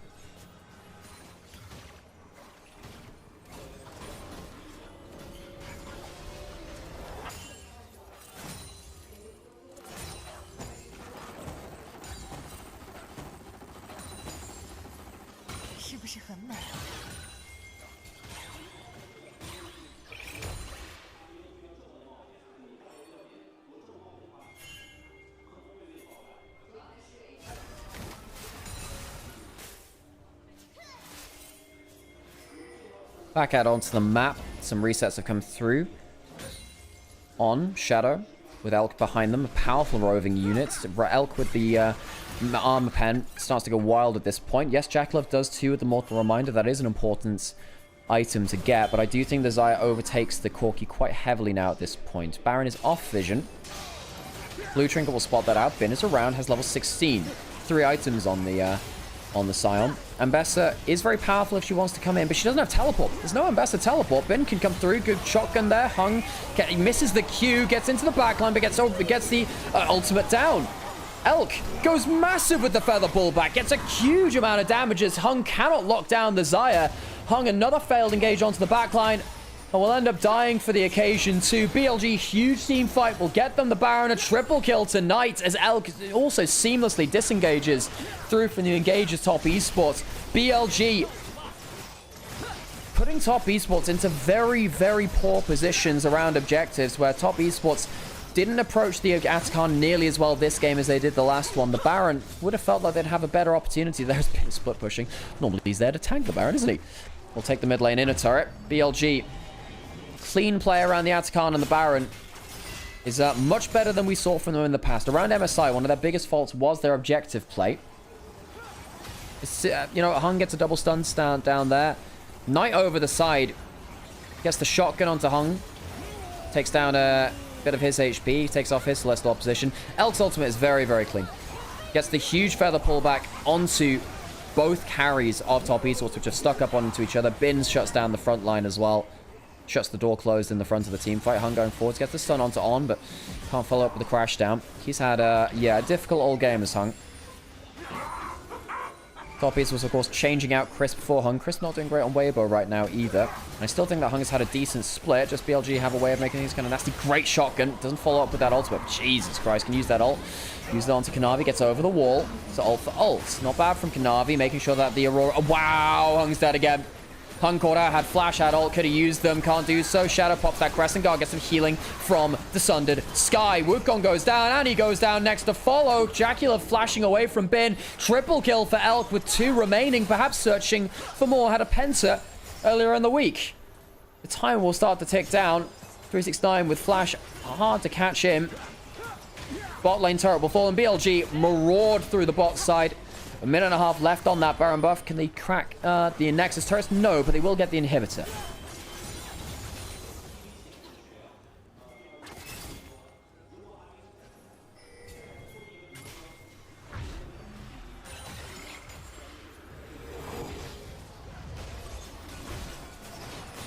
Dragon starter will be Soul for BLG. Hung is around, doesn't have a spellbook smite. There's no Wukong alive, so Cloud Soul to BLG. If anything, couldn't get worse for Top Esports, particularly the Aurora, who's looking for these do-it-herself teamfight flanks, will be very painful to deal with. I think also Sion ulting into a play, faster movement speed to chase down for E's, for W pops, and then getting him to position for Q. It's really nasty for him too. Xayah, the disengage becomes more potent. Knight will find out Cream. Ow, what's that ult through? Where's the Q callback? There it is. Oh, the pop is nasty. Shadow Flame fully stacked up Leandri's Riftmaker, and 4 stacks go into the Magi's Knight. Curdling Cream once more. He's so fast as well with the Cloud Soul active after he pops that ult. On from R going into the play. Dracula deleted and removed from the field of play. A Cyclone feels like a stiff breeze at that. Shadow will get involved too. BLG won't lose a single member as they clean a Top Esports triple kill tonight. 11-2 and 11 onto that Aurora. Night series today has been immaculate. The Ziggs, the Aurora, both very potent as Top Esports will find their first loss of the split, going to 5-1. BLG remain undefeated and go 4-0. Mad Lions emote as well from Shadow. Ain't that a nice touch? The Italian